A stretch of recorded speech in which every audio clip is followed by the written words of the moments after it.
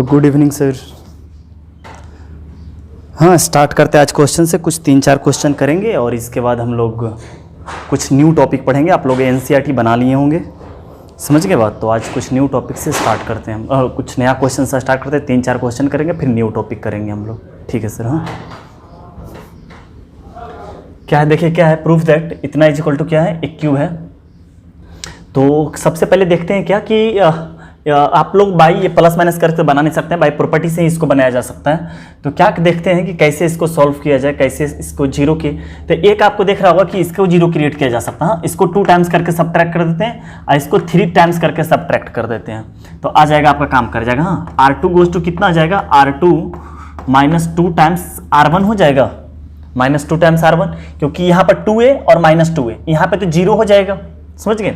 इसी तरह देखिए R3 के लिए सोचिएगा, तब पर भी हो जाएगा। हाँ, R3 goes to 3 times R1, तो आ जाएगा हम लोग का बड़ा इजी से। 2 प्रॉपर्टी साथ ही में काम कर लेगा। तो हमारा R2 और R3 बदला है, ये तो IGT यही रह जाएगा, a प्लस b और a प्लस b प्लस क्या आ जाएगा, c। यहाँ से कितना आ जाएगा, ये तो 0 हो गया, कोई 2 टाइम्स सब्ट्रैक्ट हुआ। इसमें सोचिए कि 3a -2a, तो a रह जाएगा, और -2b, तो ये तो 0 हो गया, तो सिर्फ a रह जाएगा। यहाँ पर सोचिए ये 2 टाइम्स, तो 4 में से 2 चला गया, 2a बच जाएगा, और 3b में से 2b चला गया था, प्लस b बच जाएगा, और 2c में से 2c चला गया था, मतलब 0 रह जाएगा। इसी तरह ये 3 टाइम्स इससे हुआ, तो यहाँ पर तो 0 हो गया। ये 3 टाइम्स इससे हुआ होगा, तो 6a में से 3a चला गया, 3a बच गया, और 3b में से 2b चला गया, तो बस b बच जाएगा। हाँ, 10a में से ये चला गया, 7a बच जाएगा, 6b में से 3b चला गया, तो 3b बच जाएगा, और 3c में से 3c चला गया, मतलब 0 हो गया। और यहाँ पर एक क्यूब प्रूफ करने बोला है, तो बस इसके अकॉर्डिंग सॉल्व कर देंगे, प्लस माइनस प्लस, और a से हमारा आंसर आ जाएगा फाइनली। हाँ, a, तो क्या आ जाएगा, a से क्या हो जाएगा, ये कवर और ये कवर, तो ये इससे मल्टीप्लाई ओवर कितना आ जाएगा, 7a² और प्लस 3ab, और ये इससे मल्टीप्लाई हो जाएगा। तो इससे मल्टीप्लाई होने का मतलब क्या है कि, और माइनस में, हाँ, और माइनस में, ये तो कवर कर लेते हैं, और माइनस इसका मल्टीप्लिकेशन इससे। तो पहले इसका मल्टीप्लिकेशन 2a से करते हैं, तो 3a और 2a 6a² b और 2a कितना आ जाएगा, प्लस 2ab। फिर इसका मल्टीप्लाई इससे करेंगे तो कितना आ जाएगा, प्लस 3ab, प्लस 3ab, और इसका मल्टीप्लाई इससे करेंगे कितना आ जाएगा, प्लस b², और हम लोग का कितना आ जाएगा यहाँ से a, और यहाँ से कितना आ जाएगा 7a² और -6a², कितना आ जाएगा, सिंपल a² बच जाएगा, प्लस 3ab, और ab कितना आ जाएगा, ये हम लोग कितना आ जाएगा 5ab और 3ab, तो -2ab बच जाएगा। एक गलती हो रहा है हम लोग का, हाँ, एक तो गलती हुआ है, 3a यहाँ पर बचा है, यहाँ पे कुछ गलती की है हम लोग। हाँ, यहाँ पर क्योंकि 3a रह गया है, 6a plus R3, 6a plus 3b के 3 टाइम्स अगर करते हैं सब्ट्रैक्ट, तो 3 टाइम्स ये b कट जाएगा ना हम लोग का 0, ये b नहीं रहेगा हम लोग का, एक्चुअली ये b नहीं रहेगा, क्योंकि ये हम लोग का कट जाएगा। हाँ, तो ये ना रहने के कारण हम लोग का यहाँ पे थोड़ा सा में बदलाव आ जाएगा, क्योंकि ये मल्टीप्लाई से हुआ तो कोई दिक्कत नहीं, यहाँ पे बदलाव थोड़ा सा आ जाएगा। हाँ, यहाँ बदलाव, क्योंकि ये इससे मल्टीप्लाई होगा तो कितना आ गया 6a², और ये इससे मल्टीप्लाई होगा तो प्लस 3ab। हाँ, आ जाएगा हम लोग का आंसर कितना आ गया, a², और 3ab में से 3ab चला गया 0, तो यहाँ पर आ गया हम लोग कितना, एक क्यूब प्रूफ हो गया। हाँ, बहुत आसान क्वेश्चन था। कैसे सोच लिए कि इसको इससे सब्ट्रैक्ट, इसको इससे सब्ट्रैक्ट करके सोच लिए, बस एक स्टेप में हमारा आंसर आ गया। ठीक है सर।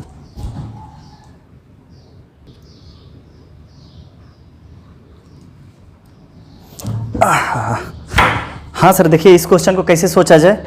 हाँ, तो हम लोग करते हैं इस क्वेश्चन को।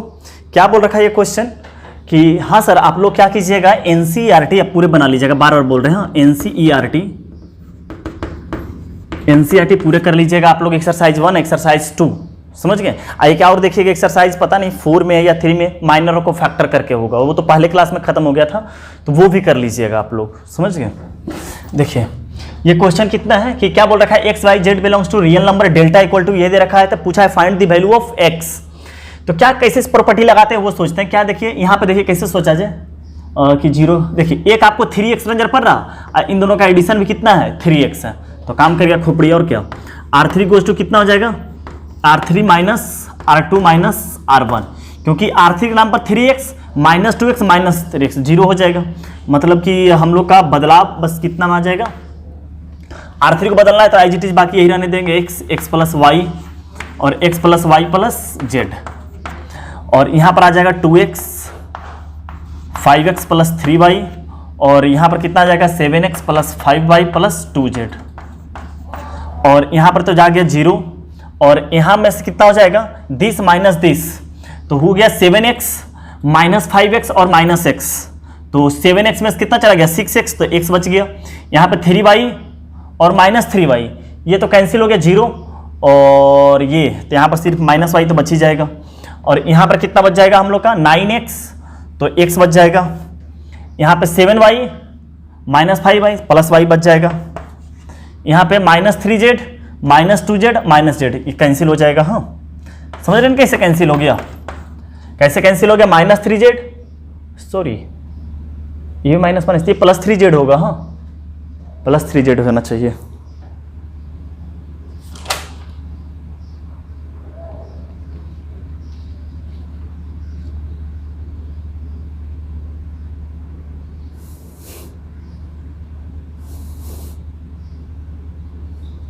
प्लस 3z है ये, हाँ तो कितना आ जाएगा प्लस 3z माइनस 2z और माइनस z, तो हमारा कितना आ जाएगा यहाँ पर सिर्फ x प्लस वाई रह जाएगा। हाँ अब सोचते हैं कैसे जीरो बनाया जाए, हाँ और कैसे सॉल्व किया, और कैसे कैसे जीरो बनाया जा सकता है वो सोचा जाए।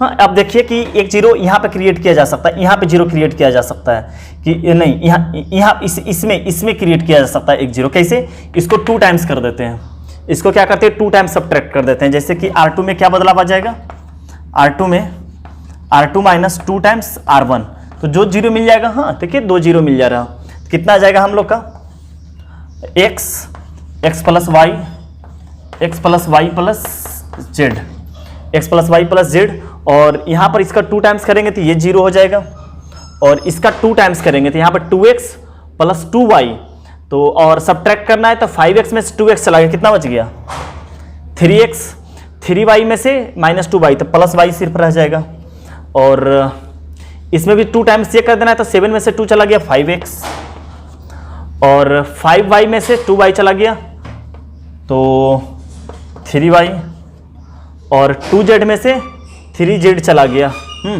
तो माइनस z, और ये तो एज इट इज रह जाएगा x माइनस वाई और x plus y equal to minus 16। हाँ थोड़ा सा कुछ और कैलकुलेशन किया जा सकता है, किया जा सकता है। हाँ देखो दिस माइनस दिस और दिस माइनस दिस से एक्स वाई कैंसिल हो जाएगा। हाँ आप समझ रहे हैं बात को कि दिस माइनस दिस करने से ये तो हो गया x plus y minus x, और ये कर देंगे माइनस तो एक्स एक्स कैंसिल, यहाँ पर भी देखिए x plus y plus z में से एक्स वाई चला गया। बस सोच लिए, बस बहुत तेजी सॉल्व से आप प्रैक्टिस कर लेंगे तो बहुत तेजी सॉल्व कर रहे होंगे, इसलिए ज़्यादा बोल नहीं रहे हम। कितना आ जाएगा कि अब लगा लेते हैं प्रॉपर्टी, क्या प्रॉपर्टी कौन बदल रहा है, R1 बदलेगा। हाँ शायद लग तो रहा है कि R1 ही बदलेगा, क्योंकि R2 को बदलना था तो बदल गया R2।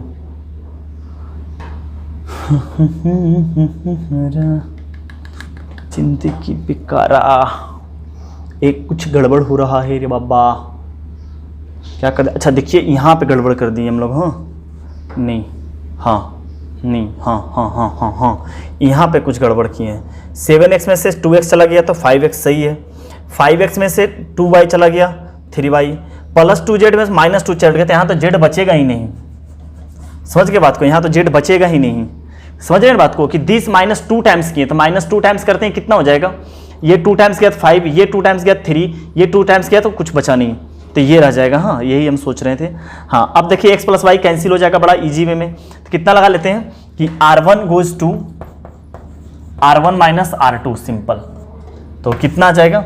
हाँ जितना आसान से आसान प्रॉपर्टी लगा कर किया जा सकता है। R1 बदला है ना, तो दिस माइनस दिस के कोई फर्क, दिस माइनस दिस करेंगे तो कितना आ जाएगा, x चला गया और y और माइनस करते ही प्लस हो जाएगा तो प्लस 2y यहाँ पे आ जाएगा।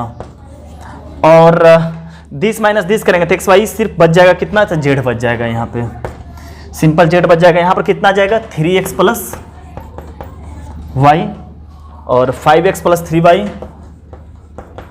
हाँ बहुत आसान क्वेश्चन है, बहुत आसान क्वेश्चन। यहाँ पर कितना आ जाएगा x माइनस वाई और x प्लस वाई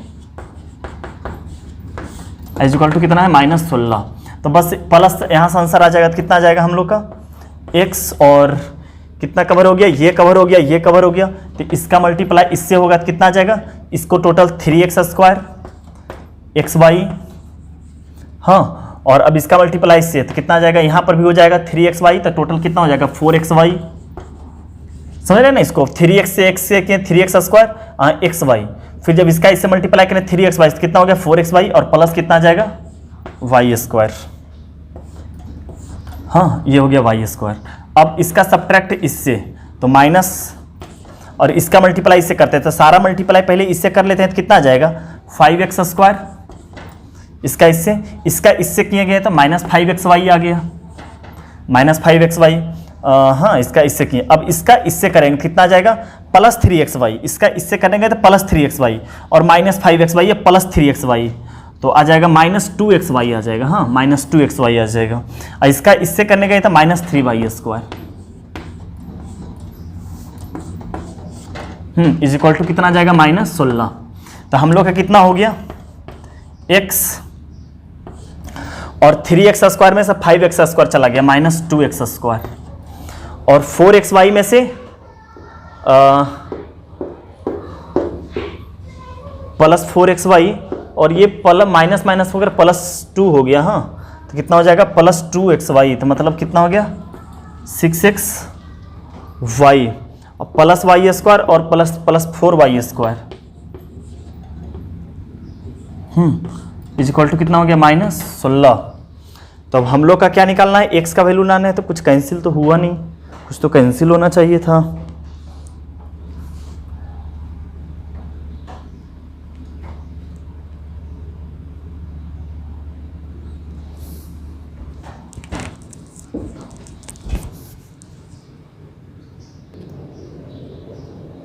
हाँ एक चीज़ हम लोग गलती कर लिए थे, समझ गए, और इस वजह से हमारा आंसर नहीं मिल पा रहा, नहीं तो क्या होता था ना कि ये और ये हमारा ये सब कैंसिल हो जा रहा था।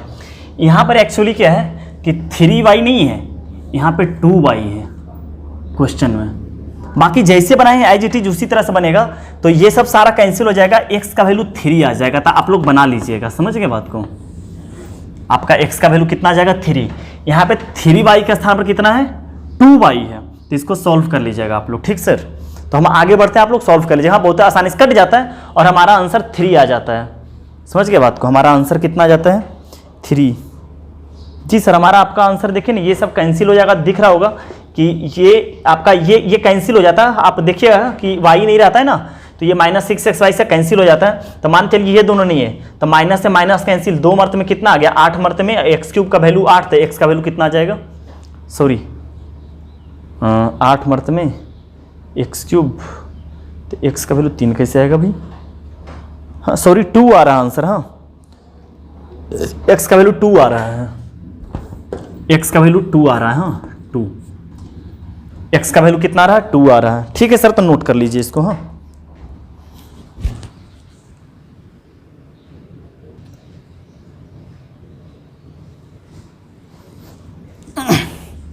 हाँ देखिए सर, ये बहुत इंपॉर्टेंट क्वेश्चन है, समझ गए, बहुत अच्छा क्वेश्चन, समझिएगा कैसे, बहुत आसान है, इंपॉर्टेंट है और आसान भी बहुत आसान है।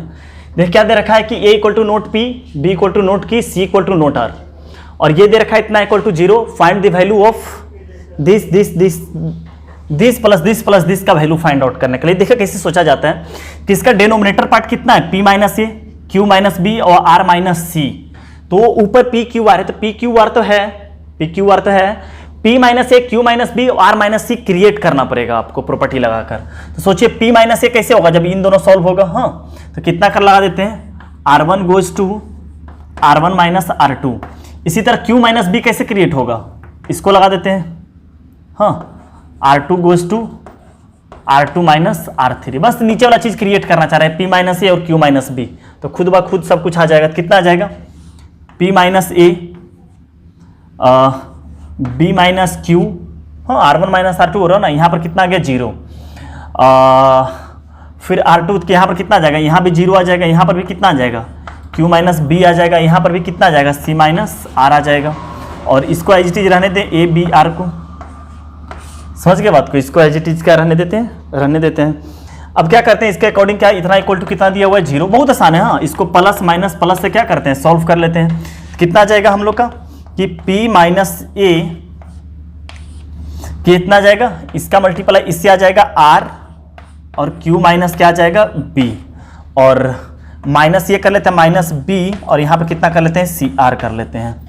फिर कितना आ जाएगा माइनस B माइनस Q का किससे हो जाएगा, ये तो 0 बन गया भाड़ में, और माइनस ये हो जाएगा, हाँ माइनस ये हो जाएगा माइनस A और C माइनस कितना आ जाएगा R आ जाएगा, इज इक्वल टू कितना आ जाएगा 0। बहुत आसान है, समझ गए कैसे बात किए कि P minus A Q minus be create करने के लिए ऐसे तो आप ऐसे भी सोच सकते हैं कि C माइनस सी एक 0 और A माइनस ए एक 0, ऐसे भी सोच सकता है।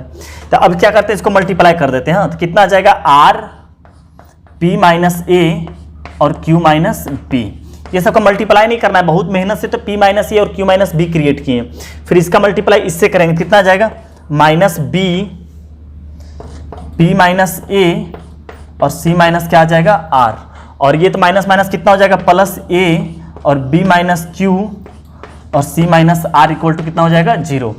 अब देखिए डेनोमिनेटर पार्ट कितना है P माइनस ए Q minus b R minus C, तो इसी से क्या करते हैं, इसी को डेनोमिनेटर में क्रिएट करने के लिए क्या करते हैं, इसी से क्या करते हैं डिवाइड कर देते हैं दोनों साइड। कितना आ जाएगा डिवाइड P माइनस ए Q माइनस बी और R minus C on both side, on both side क्या करते हैं डिवाइड किए। कैसे किए समझ गए बात को, कि इसी चीज को क्रिएट करना है कि डेनोमिनेटर पार्ट में P माइनस ए कैसे आ जाएगा, तो इसी चीज से डिवाइड कर दें तो आ जाएगा हमारा, बहुत इजी वे में से, समझ गए। तो क्या आ जाएगा हम लोग का देयरफॉर कितना आ जाएगा हम लोग का, अब क्या होगा कि पूरे डिवाइडेड और ये पूरे डिवाइडेड, तो 0 डिवाइडेड बाई समथिंग 0 आ जाएगा, और पूरे में से डिवाइड लगाने क्या आएगा this by this, this by this और दिस बाई दिस आ जाएगा, समझ गए। तो कर लेते हैं, कितना आ जाएगा हम लोग का यहाँ पे R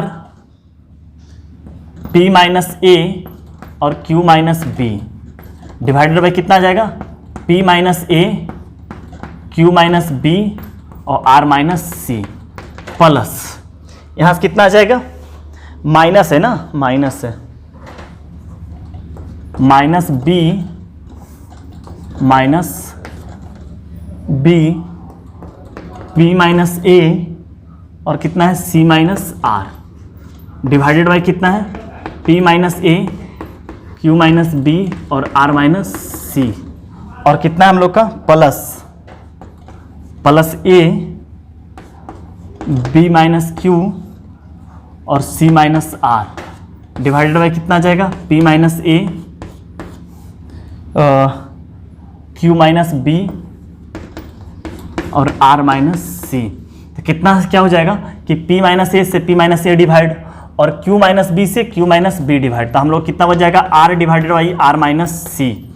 अब यहाँ से कितना आ जाएगा P माइनस ए से P माइनस ए और C माइनस R, यहाँ पर देखिए क्या है C माइनस R, यहाँ पर कितना R माइनस C, तो कैंसिल तो करेंगे लेकिन कितने मरते में -1 एक क्रिएट हो जाएगा जो कितना बना देगा प्लस बना देगा। हाँ C माइनस R और R माइनस C, तो माइनस कॉमन ले ली, उसके बाद कैंसिल किया तो माइनस माइनस से कितना बन गया प्लस, और यहाँ पर आ गया B divided by Q minus B, फिर प्लस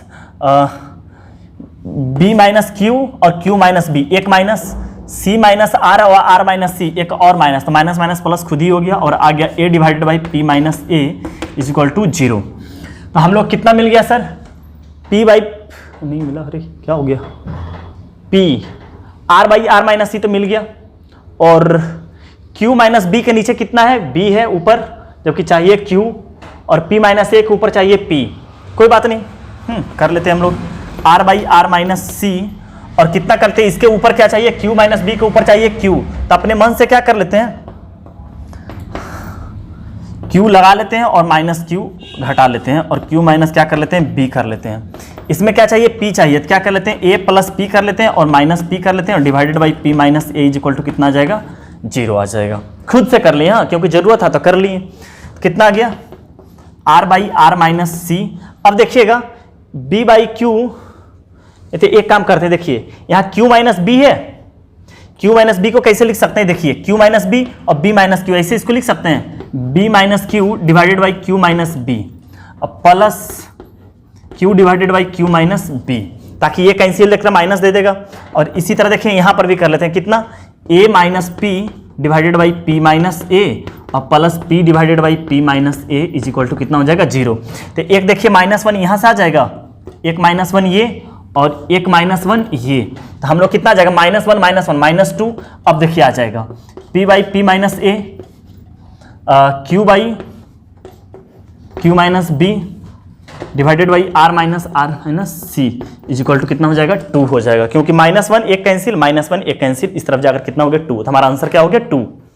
कैसे किए फिर से बताते हैं, कैसे सोचा गया कि कैसे p minus a q minus B और r माइनस सी। तो पहले सबसे पहले डिटरमिनेंट में क्रिएट किए p minus a q minus B और r माइनस सी। कैसे किए, r1 goes to r1 minus r2, r2 goes to, फिर क्या किए इसको सॉल्व कर दिए और नीचे लाने के लिए इस चीज को क्या कर दिए डिवाइड कर दिए। तो हमारा फिर यहाँ पे एक लफड़ा लगाए कि q माइनस बी के ऊपर q था, इसके ऊपर p था, तो प्लस p और माइनस p करके कैंसिल कर लिए। हाँ तो ठीक है सर, हाँ तो आप इसको नोट कर लीजिए।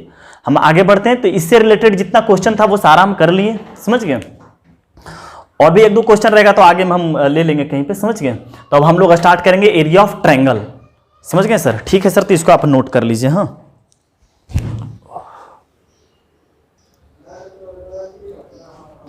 हाँ सर, ये छोटा छोटा क्वेश्चन है सारा, अच्छा अच्छा क्वेश्चन है। इसके बाद एरिया ऑफ ट्रायंगल, बस इसके बाद एक क्वेश्चन और उसके बाद एरिया ऑफ ट्रायंगल स्टार्ट कर देंगे। हाँ इतना क्वेश्चन किए तो बस और थोड़ा सा पेशेंस रख लीजिए। देखिए हाँ तुरंत सॉल्व कर देते हैं। देखिए क्या है कि फाइंड एक्स करने के लिए बोला है, ये 0 है। तो बस हमेशा सोचिए कि अगर क्वेश्चन अगर सिंपल रहता है तो प्लस माइनस करके, हाँ बाकी सब प्रॉपर्टी से ही बनाया जाता है, थोड़ा सा पेचीदा भी अगर लगे तो ये कैसे सॉल्व किया जाता है। आपको देखिए 4x है, यहाँ पे 8x है, 6x है, 12x है, 8x है, 16x है, दुगना है सबट्रैक्ट कर देते हैं। हाँ C3 goes to C3 minus 2 times C1, बस हो गया, समझ गए। बहुत आसान क्वेश्चन। इसी तरह देखिए C2 भी है, C2 भी बदल जाएगा हमारा, सोचिएगा तब। C3 कैसे बदल गया, दुगना था तो सबट्रैक्ट कर दिए। ये देखिए कितना है 6x है, यहाँ पर 4x है, तो 4 का आधा कितना होता है 2, 4 और 2 6, यहाँ पर कितना है 6 दूना 12, 12 में से 3 चला गया, आधा कितना हो गया 6 और प्लस इसका करेंगे हाफ तो कितना आ जाएगा 3, 9 हो गया 8 और यहाँ पर है 12, तो 8 4 कितना होता है 12, मतलब 1.5 गुना है ये। देखिए ना 4 और इसका हाफ ये है 6 और इसका हाफ ये है 8 और इसका हाफ, दोनों का ऐड करने पर इतना है, मतलब C2 गोज टू कितना है 3/2 टाइम्स कितना है C1 है, 1.5 गुना है, समझ गए। एक तो दुगना ये ऐसी दिख रहा था, ये 1.5 गुना दिख रहा था, बस बन गया। बस इसको सॉल्व करेंगे, प्लस माइनस प्लस लगा के आंसर आ गया फाइनली, बस खट खट खट खट खट खट खट खट खट खट खट खट की तरह। कितना जाएगा C1 तो हमारा बदला नहीं, C2 और C3 बदला है, तो कितना जाएगा 4x 6x प्लस 2 और 8x प्लस 1। C2 बदला है, C2 ऐसे बदला है, C2 कितना है पहला 4x 3/2 C1 के नाम पर कितना है 6x प्लस 2 है। नहीं नहीं नहीं नहीं नहीं नहीं नहीं नहीं नहीं गलती कर दी है। C3 का नाम पर हमारा कितना है, सॉरी ये क्या कर दिया, C2 होगा ना जी, इसीलिए तो गलती हो रहा है। C2 के नाम पर कितना है 6x प्लस 2 और माइनस 3/2 4x, तो ये 2 मरते में कट गया 6x से 6x सिंपल कितना बच गया 2। फिर कितना है 9x plus 3, 9x plus 3 minus 3/2 और यहाँ पर कितना है 6x प्लस 2, तो कितना आ जाएगा हम लोग का,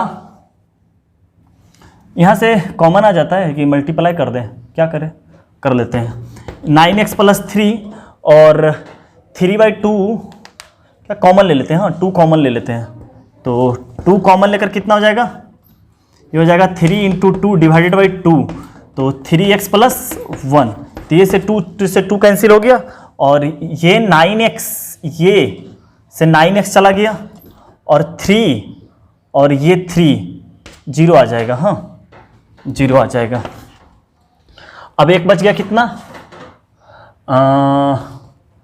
12x माइनस 3/2 8x प्लस 1, कितना आ जाएगा, ये तो कैंसिल डायरेक्ट हो नहीं रहा था, इसको अंदर लेते चल जाते हैं 12x और -3/2 को इससे मल्टीप्लाई करेंगे तो कितना आ जाएगा, चाहे 3 को अंदर लेके 2 से डिवाइड करते हैं तो 3 को अंदर ले गए तो कितना आ जाएगा, 2 रहने ही देते हैं, 1/2 रहते, 3 को अंदर ले जाते हैं कितना आ जाता है 4x और +3, तो इसको कितना जब बाहर निकले कितना आएगा 12x, दिस डिवाइडेड बाई 2 कितना आ जाएगा 12x और -3 कितना आ जाएगा 2, तो सिंपल कितना आ जाएगा यहाँ पे -3/2। बस रख के वहाँ पर कैलकुलेशन कर लिए, बिल्कुल आसान से आ गया कैलकुलेशन। हाँ,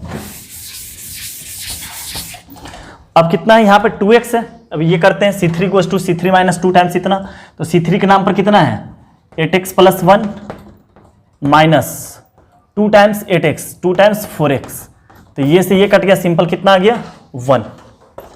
अब कितना आ जाएगा आपका 12x - 2 टाइम्स 6x + 2, तो इस 6x से ये 12x कट गया और यहाँ पे आ जाएगा -4, फिर कितना है आपका 16x + 2 -2 टाइम्स 8x + 1, तो ये 8 से 16 कट गया 16 हो गया ना, क्योंकि और ये 2 - 2 ये 0 हो जाएगा। i = कितना दे रखा है 0, 1 - 4 0, 1 - 4 0। अब क्या करते हैं, सिंपली बस सॉल्व कर लेते हैं। हाँ, कैसे भी करके सॉल्व कर लो, कहीं से भी सॉल्व कर लो, चलो इधर से ही सॉल्व कर लेते हैं। हाँ, प्लस माइनस प्लस, हाँ इस तरफ से एक 0 मिल जाएगा तो आंसर इसी दोनों से आ जाएगा। जब सॉल्व कीजिएगा तो x का वैल्यू आ जाएगा -11/97, -11/97 आ जाएगा हमारा आंसर। समझ गए बात को? तो बहुत आसान क्वेश्चन था, समझ गए कैसे सॉल्व किया, बस एक स्टेप में सॉल्व करना था। कर लिए आप नोट कर लो इसको कैसे सोचा गया, ये 2 टाइम्स ये 1.5 गुना। समझ गए सर?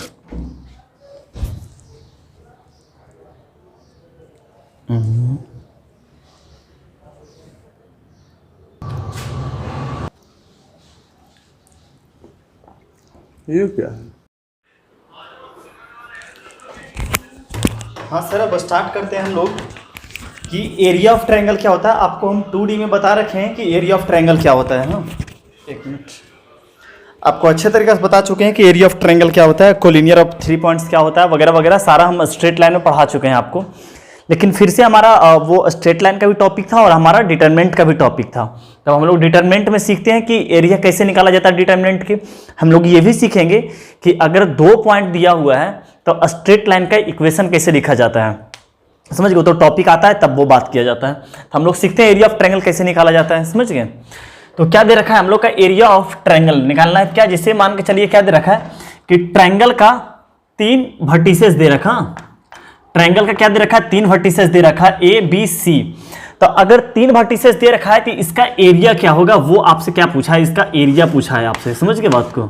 इसका क्या पूछा है आपसे, एरिया इसका पूछा है। तो कैसे निकलता है, तो आपको बता रहे थे कि एरिया बराबर कितना होता है, हाफ। हाँ, और क्या लिखते हैं कि जो C1 में आता है वो x का कोऑर्डिनेट आता है, जो C2 में आता है वो y का कोऑर्डिनेट आता है। मतलब C1 में जितना x का कोऑर्डिनेट है, मतलब कि x1 x2 और x3 ये C1 में लिख लें तो कितना आ जाएगा हम लोग का, x1 x2 और कितना आ जाएगा हम लोग का x3। फिर C2 में क्या लिख लेंगे, y का कोऑर्डिनेट, तो कितना आ जाएगा y1 y2 y3 और यहां पर कितना आ जाएगा 1 1 1। ये आपको हम बहुत अच्छे तरीके से 2D में आपको हम पढ़ा रखे हैं।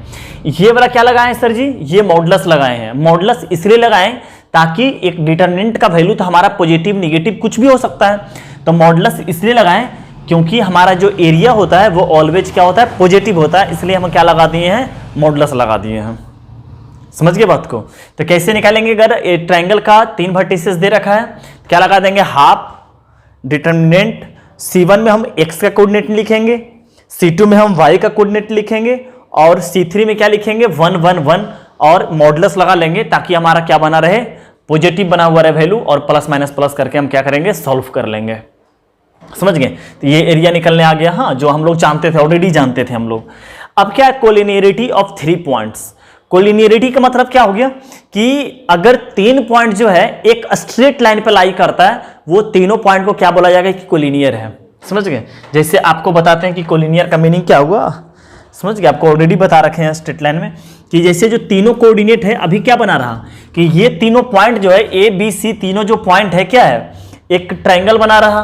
तो यही क्या हो गया कि अगर तीनों ये वर्टिसेस जो है ऐसे आ जाए, x1 comma y1, B coordinate यहां आ जाए x2 कॉमा y2, और सी कोऑर्डिनेट यहां कहीं आ जाए x3 कॉमा y3। तो क्या हुआ कि इसमें क्या हुआ कि तीनों पॉइंट क्या है, एक ही लाइन पे लाई कर रहा है। अगर कोई भी एक पॉइंट इस तरफ हो जाता है या इस तरफ हो जाता तो हमारा स्ट्रेट लाइन नहीं, वो एक क्या बन जाता बेटा, ट्रायंगल बन गया रहता। समझ गए? वो क्या बन गया रहता, एक ट्रायंगल बन गया रहता।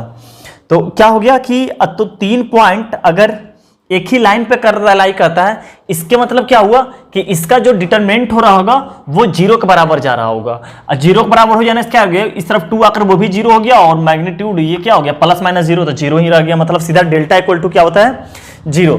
तो कभी भी अगर 3 पॉइंट दिया हो रहा है, उसको कोलिनियर बोल रहा, तो फॉर कोलिनियर के लिए कंडीशन कितना गया, डेल्टा बराबर क्या लगा लेंगे, 0। और डेल्टा तो जानते हैं किसका होता है, डिटरमिनेंट को बोला जाता है डेल्टा। तो एरिया 0 होने का मतलब समझिए कि ये दोनों बी और सी, तो बी और सी हमारा तो लाइन पर एक ही लाइन पे लाई कर ही रहा था, सिर्फ लाई कौन नहीं कर रहा था, ए नहीं लाई कर रहा था। सोचिए कि इसका 0 एरिया 0 होने का मतलब क्या हो गया, ये पूरे तरह से यूं आ गया होगा, हाँ ये इस पे आ गया होगा, क्योंकि एरिया 0 होने का मतलब ये क्या हो गया, ये धीरे धीरे इसको मान के चलिए, ये जो वर्टिसेस इसको पकड़ कर क्या हुआ, एरिया कम रहा, और इसी पर आ जाने का मतलब क्या हुआ कि एरिया इसका कुछ बचा ही नहीं। इसके मतलब क्या हो गया, डेल्टा बराबर 0, क्योंकि इसके बराबर 0 होने जाने का मतलब कितना हो गया कि पूरे तरह से एरिया 0 होने का मतलब क्या हो गया कि ये जो 1/2 है, तो 2 इस तरह जाकर क्रॉस मल्टीप्लीकेशन 0 ही, और मॉडुलस खोलेंगे तो प्लस माइनस 0 के साथ ही ओपन होगा। हाँ, तो कोई दिक्कत ही नहीं है, हम लोग आराम से सोल्व कर सकते हैं। तो डेल्टा बराबर 0 होने का मतलब क्या है कि अगर 3 पॉइंट कोलिनियर है तो हमारा कितना आ जाएगा, यहाँ पे कितना आ जाएगा, x1 x2 x3, y1 y2 y3 और 1 1 1, ये कितना के बराबर हो जाएगा, 0 के बराबर हो जाएगा। समझ गए? चलिए एक क्वेश्चन में अप्लाई करते हैं, क्या बोल रखा है क्वेश्चन। हाँ, बहुत आसान क्वेश्चन लिए हैं। पहला क्या बोल रखा है, फाइंड एरिया ऑफ, पहला क्या बोल रखा है, वर्टिसेस दिस दे रखा है वर्टिसेस। समझ गए? तो बना लेते हैं, सबसे पहले ट्रायंगल बना लेते हैं। ट्रायंगल क्या है, ए का कोऑर्डिनेट दे रखा है 1, 0, बी का जो कोऑर्डिनेट है वो है 6, 0, और सी का जो कोऑर्डिनेट है वो है 4, 3। इसका एरिया निकालने के लिए बोला है, तो एरिया का मतलब कितना हो गया, हाफ मॉडुलस, और इसमें क्या लिख देंगे, x का सारा कोऑर्डिनेट लिख देंगे। तो x का कोऑर्डिनेट सारा क्या हो जाएगा, 1, 6 और 4, कितना आ जाएगा, 1, 6 और 4। यहां कितना आ जाएगा, 0 0 3, सॉरी हाँ, y कोऑर्डिनेट 1 6 4 0 0, कितना आ जाएगा, 3 आ जाएगा, 0 0 और कितना आ जाएगा हम लोग का, 3 आ जाएगा। और इसके बाद कितना लिख देंगे, 1 1 और क्या लिख देंगे, 1 और मॉडुलस लगा देंगे, ताकि वैल्यू क्या बना रहे हैं हम लोग का, पॉजिटिव बना हुआ रहे। तो इसको सॉल्व करते हैं तो कितना आ जाएगा, हाफ, मॉडुलस बाद में लगा लेंगे, निगेटिव आ रहा होगा तो उसको पॉजिटिव लिख लेंगे, मॉडुलस का तो बस इतना ही काम है। और सॉल्व कर लेते हैं कैसे, प्लस माइनस और प्लस से सॉल्व कर लेते हैं।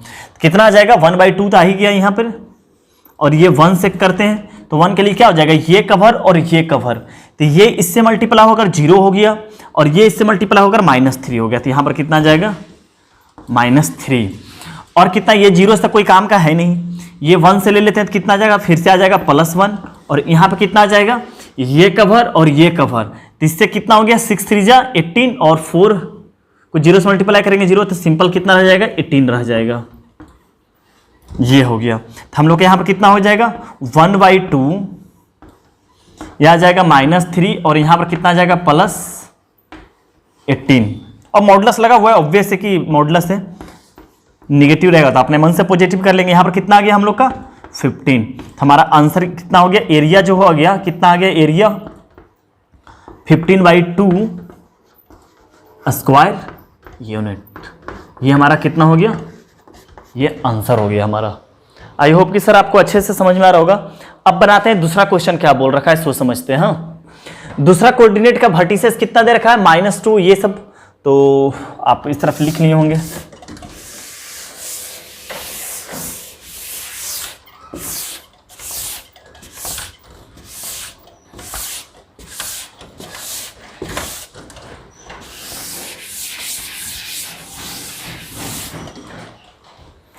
दूसरा क्वेश्चन क्या है, करते हैं हम लोग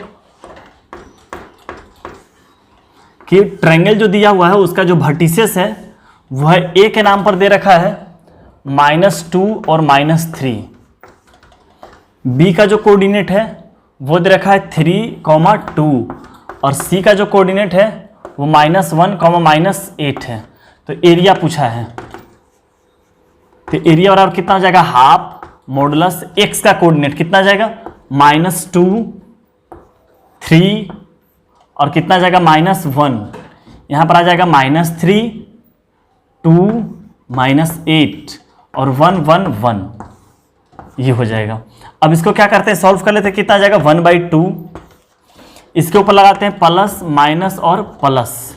मॉडुलस का काम बस कर लेंगे, निगेटिव आ रहा होगा तो पॉजिटिव कर लेंगे, बस मॉडुलस का वही काम है। तो कितना आ गया, प्लस माइनस कितना आ जाएगा, -2 ही लिखेंगे। हाँ, और -2 के रिस्पेक्ट में क्या आ जाएगा, इससे करेंगे 2 और इससे करेंगे तो +8, मतलब कितना आ जाएगा, 10 आ जाएगा। ये माइनस माइनस कितना आ जाएगा, +3 बन जाएगा। और इसके कवर करेंगे कितना आ जाएगा, ये कवर और ये कवर। 3 को 1 से करेंगे तो 3 और -1 को 1 से करेंगे तो +1, मतलब कि आ जाएगा 4। और यहाँ से करेंगे +1 से तो कितना आ जाएगा, ये कवर ये कवर। इससे करेंगे तो -24 और इससे करेंगे तो +2। -24 और +2, -24 और +2 तो -22। और कितना गया, हाफ, -20 + 12 -22।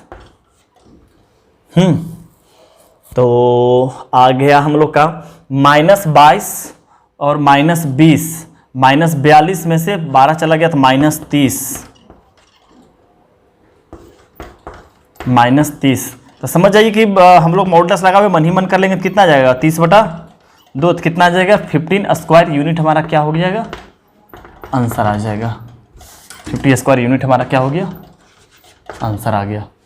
ठीक है सर, तो आप नोट कर लीजिए। हाँ, नेक्स्ट क्वेश्चन हम लिखते हैं।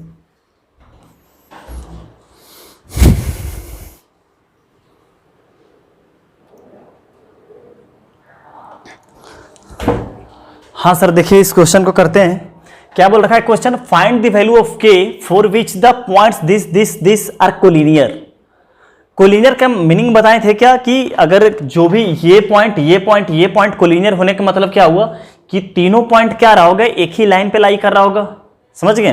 तो इसके मतलब कितना हो गया कि उसका एरिया क्या हो गया, 3 पॉइंट से बनने वाला को जो ट्रायंगल होगा उसका एरिया क्या हो जाएगा, 0। तो फॉर कोलिनियर के लिए कंडीशन क्या लग गया हम लोग का, फुल कोलिनियर डेल्टा बराबर हम लोग कितना लगा लिए, 0। तो डेल्टा के नाम पर हम लोग क्या लिखेंगे कि पहले x वाला सारा कोऑर्डिनेट लिखेंगे, मतलब कि 4 लिखेंगे, फिर -3 लिखेंगे, फिर k, फिर y कोऑर्डिनेट 1, 2, -2 और 1, 1, 1। और ये किसके बराबर हो गया, 0 के बराबर आ गया। इसके सर के ऊपर प्लस माइनस और प्लस लगा लेते हैं और कितना आ जाएगा, 4 से बनकर कितना आ जाएगा हम लोग का, ये कवर -2 और +2 कितना आ जाएगा, 4 ही आ जाएगा। -1 होकर कितना आ जाएगा, ये कवर कितना आ जाएगा, -3 और -k और +1 होकर फिर कितना आ जाएगा, ये कवर +6 -2k तो कितना बन जाएगा, 0 बन जाएगा। तो हम लोग का यहां से कितना आ गया, आंसर हम लोग का आ जाएगा यहां से 16 और ये कितना आ जाएगा, +3 और +k। हाँ, +3 और प्लस क्या आ जाएगा, k और यहां से आ जाएगा 6 -2k, क्या बन गया, 0। तो कितना आ जाएगा, -2k और +k -k और यहां पे बन जाएगा हम लोग को 16, 3, 19 और 6, 25 इक्वल टू 0 इस तरफ चला गया, -25 माइनस माइनस से कैंसिल हो गया, के बराबर कितना आ गया हम लोग का 25। ये हमारा क्या बन गया, आंसर बन गया। समझ गए सर जी बातें। अब देखिए ये क्वेश्चन करते हैं। ये क्वेश्चन क्या है कि फाइंड द वैल्यू ऑफ के, हाँ इफ द वैल्यू ऑफ, क्या यहाँ पर दे रखा है कि if the value of triangle is 35 square unit, मतलब ट्रायंगल का जो एरिया है, मैंने वैल्यू नहीं दिया हुआ, गलती लिख दिए। If the area of triangle, हाँ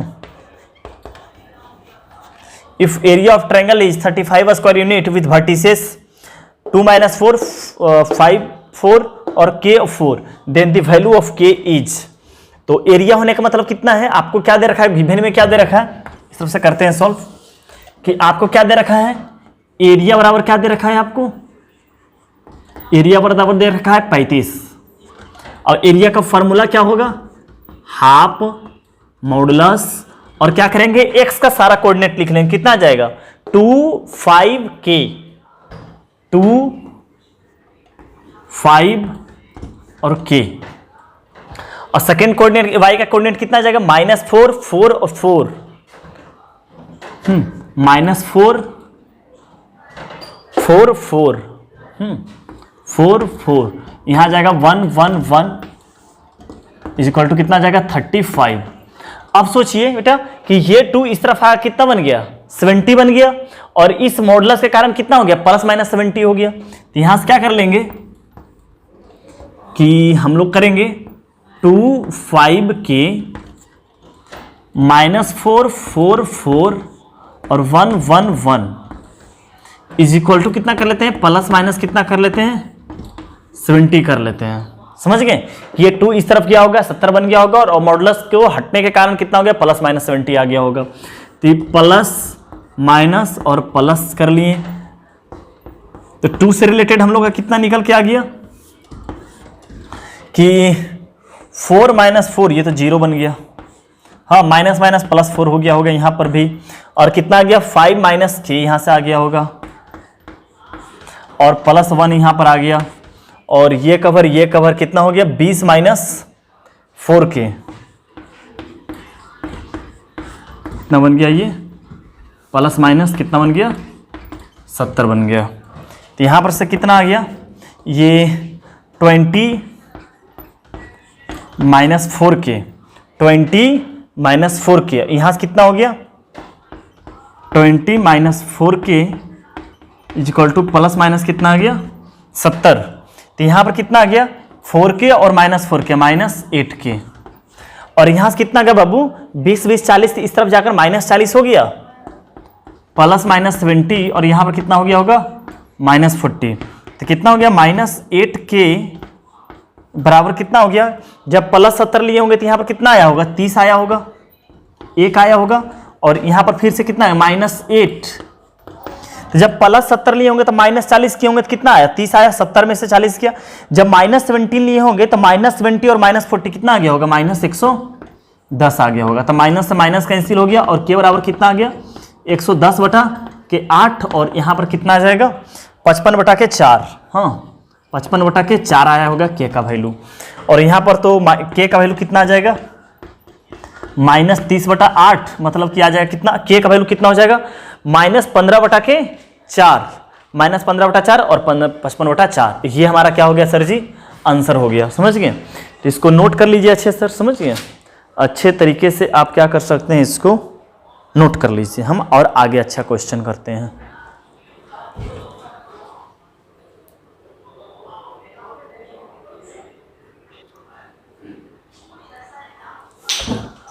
हाँ देखिए, पढ़ते हैं इक्वेशन ऑफ स्ट्रेट लाइन। हाँ आपको अजीब लगेगा कि फिर से इक्वेशन ऑफ स्ट्रेट लाइन पढ़ रहे हैं और 2 पॉइंट का पढ़ रहे हैं, तो लेकिन हम लोग को क्या निकालना है, डिटरमिनेंट मेथड से निकालना है। आपका 2 नंबर का आईएससी में एग्जाम आ जाएगा कि आपका 2 पॉइंट दे देगा स्ट्रेट लाइन का, और बोलेगा कि इक्वेशन ऑफ स्ट्रेट लाइन बताइए डिटरमिनेंट मेथड से।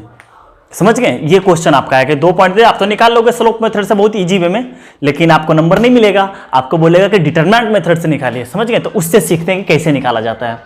क्या लिखा है कि लेट 2 पॉइंट्स ए और बी, 2 पॉइंट देखा है जो स्ट्रेट लाइन पे लाई कर रहा है। समझ गए बात को, हाँ क्या मानते हैं कि 2 पॉइंट दे रखा है, ए दे रखा है क्या बेटा, x1 कॉमा y1, और बी कोई पॉइंट दे रखा है x2 कॉमा y2। तो आपको पता है कि इक्वेशन ऑफ स्ट्रेट लाइन में दो वेरिएबल रहता है x और y। समझ गए, इक्वेशन ऑफ स्ट्रेट लाइन में क्या रहता है, दो वेरिएबल x और y। तो वो जो x और y रहता है, जनरल पॉइंट ऑन द क्या रहता है बेटा, स्ट्रेट लाइन रहता है, general point on the straight line. तो एक पॉइंट क्या मान लेते हैं, p x, y, बस इसी तरह मान लिए, बस समझ गए बात को, एक पॉइंट इसी तरह क्या कर लिए, मान लिए, क्योंकि ये स्ट्रेट लाइन बहुत सारा पॉइंट से बना हुआ है, तो सब इस पॉइंट का नाम है, इस पॉइंट का नाम है, तो जनरल कोई भी पॉइंट मान लिए x, y, तो ये लिख दिए let p x, y lies on the straight line. तो अब बताओ देयरफॉर करते हैं क्या कि ये दो पॉइंट तो स्ट्रेट लाइन पे दिया हुआ था, हमारा गिवन क्या दिया हुआ था, जो सरकार गिवन हमारा दिया था वो दो पॉइंट तो स्ट्रेट लाइन पर गिवन था ही। तीसरा पॉइंट हम लोग एज्यूम कर लिए कि जनरल पॉइंट x, y जो स्ट्रेट लाइन पर क्या कर रहा, लाई कर रहा है, तो क्या हो गया, देयरफॉर हम ये लिख सकते हैं कि अब ये तीनों पॉइंट हमारा क्या हो गया, स्ट्रेट लाइन पर लाई कर रहा है। देयरफॉर क्या हो गया कि a, b and p are क्या हो गया, कोलिनियर। क्या हो गया, कोलिनियर। अब कोलिनियर का कंडीशन क्या हो गया, डेल्टा बराबर 0, और डेल्टा बराबर 0 लिखते हैं क्या आ जाएगा, यहां पे सारा x का डेल्टा बराबर इस तरफ लिख दे रहे हैं, हाँ डेल्टा बराबर 0 होने का मतलब इस तरफ लिख देते हैं कि क्या आ जाएगा, यहां पे सारा x का कोऑर्डिनेट है, तो p इस तरफ है, कोई बात नहीं, बात वही पड़ जाएगा। फिर आप x से लिखना, ऊपर अपने से x लिख लें, यहां पर x1 और यहां पर x2, यहां y1 और y2, और यहां पे हम लोग 1 1 1, ये कोऑर्डिनेट का कंडीशन इक्वल टू कितना हो जाएगा, 0। ये हो जाएगा equation of straight line in 2 point form, sorry determinant method. हाँ ये हो जाएगा, क्या लिखेंगे आप, क्या लिख दीजिएगा, x और नीचे x का कोऑर्डिनेट y का कोऑर्डिनेट, और 1 1 1 इक्वल टू कितना हो जाएगा, 0 हो जाएगा। समझ गए बात को सर, आप उम्मीद करते हैं अच्छे तरीके से समझ में आ रहा हो। कैसे कैसे कि दो पॉइंट दिया हुआ था, तीसरा पॉइंट को खुद मान लिए कि वो क्या है, स्ट्रेट लाइन पर लाई कर रहा, तो तीनों पॉइंट से क्या बन गया, कोलिनियर बन गया। और कोलिनियर बराबर क्या होता है, डेल्टा बराबर 0, जैसे मेरा भाषा में बोले तो डब्बा बराबर 0। समझ गए, तो वही डब्बा बराबर हम लोग क्या कर लिए, 0 कर लिए। अब देखिए क्वेश्चन क्या पूछ रखा है कि find the equation of a straight line which is passing through this and this. कितना जाएगा इसका सॉल्यूशन करते हैं, हाँ इस तरफ करते हैं सॉल्यूशन, इस तरफ करते हैं कि क्या हुआ कि जैसे क्या हो गया, तो करते हैं इक्वेशन ऑफ स्ट्रेट लाइन लिखते हैं। हाँ ये तो फार्मूला ही तैयार हो गया हम लोग का, इक्वेशन ऑफ स्ट्रेट लाइन कितना हो गया कि सबसे पहले क्या लिख लेंगे, इस तरफ x लिख लेंगे, इस तरफ y लिख लेंगे, और एक क्या लिख लेंगे, 1 लिख लेंगे। समझ गए, अब तो वही 3 पॉइंट 1 x y हो गया, समझ गए। तब फार्मूला की तरफ ट्रीट करेंगे, तो x कितना जाएगा, -2 और 2, -2 और 2, x कोऑर्डिनेट हो गया, -2 और 2, और कितना हो गया, 3 और 2 हो गया हमारा y कोऑर्डिनेट, 3 और 2 हो गया y कोऑर्डिनेट। यहाँ पे तो 1 1 रहेगा ही रहेगा। इसके सर और इक्वल टू कितना आ गया, 0। इसके सर के ऊपर लगाते हैं प्लस माइनस और प्लस, तो हम लोग कितना आ गया, x के लिए क्या निकल गया हम लोग का, ये कवर और ये कवर, तो 3 में से कितना चला गया, 2 चला गया, 3 में से 2 चला गया, हाँ तो बच गया यहाँ पर कितना, x बच गया। यहाँ पर लगा लेते हैं -y, और यहाँ पर कितना आ जाएगा, -2 और -1, -2, और ये भी इससे कितना आ जाएगा, -2, तो यहाँ पर कितना बन जाएगा, -4 बन जाएगा, और यहाँ पर कितना आ जाएगा, +1, और 1 से रिलेटेड कितना आ जाएगा, -2 और -6, यानी कि -8 बन जाएगा। सॉरी गलती हो गया, यहाँ -4 और -6 -10 बनेगा। समझ रहे हैं, -4 और -6 -10 इक्वल टू कितना हो गया, 0। तो आंसर कितना आ गया, x + 4y और -10 इक्वल टू कितना हो जाएगा, 0। ये हमारा कितना हो गया, आंसर हो गया इक्वेशन ऑफ स्ट्रेट लाइन। हाँ आप चाहें तो इसको मिला लेते हैं हम लोग, स्लोप मेथड से बना लेते हैं, सेकेंड मेथड इसका, यही आंसर आएगा सेम टू सेम। आप समझ गए ना कि कैसे इसका प्रूफ किए, क्योंकि हमारा 2 पॉइंट दे रखा था, तीसरा पॉइंट एज्यूम कर लिए, कोलिनियर हो गया, कोलिनियर के लिए डेल्टा बराबर 0 कर लिए, और डेल्टा बराबर 0 होने का मतलब x का कोऑर्डिनेट C1 में, y का कोऑर्डिनेट C2 में, और 1 1 1 इक्वल टू क्या कर लिए, 0 कर लिए। सेकेंड मेथड क्या हो जाएगा, किसी एक पॉइंट से पास करवा लेते हैं, तो मानते हैं इससे पास करवाते हैं, -2, 3, तो कितना हो जाएगा, y -3 इज इक्वल टू यहां पर कितना आता है, m आता है। m क्या होता है, y2 माइनस y1, तो कितना हो जाएगा 2 माइनस 3 यानी कि -1 divided by 2 minus 3 divided by 2, और ये माइनस करते ही हो जाएगा +4, और यहां पर कितना आ जाएगा x + 2, कितना आ जाएगा, इस तरफ आ जाएगा 4y और -4y - 12 is equal to -x और -2। समझ गए, तो ये इस तरफ आ गया तो कितना आ गया, x + 4y तो है ही है, और ये आ गया तो कितना आ जाएगा +10 इज इक्वल टू कितना हो गया, x + 4y - 10 इक्वल टू 0 हमारा क्या हो गया, आंसर हो गया। समझ गए, तो एक और तो आप अच्छे तरीके से कर लीजिएगा। और एनसीईआरटी हम लोग का एक्सरसाइज 1, एक्सरसाइज 2, एक्सरसाइज 3, एक्सरसाइज 4 हमारा चारों आपका सर बन जाएगा। हम कुछ और आगे पढ़ते हैं और इंपॉर्टेंट टॉपिक पढ़ते हैं, बहुत इंपॉर्टेंट टॉपिक पढ़ने जा रहे हैं। समझ गए बात को, तो इसको आप अच्छे तरीके से नोट कर लीजिए सर। उम्मीद करते हैं कि आपको बहुत अच्छे तरीके से समझ में आ रहा होगा।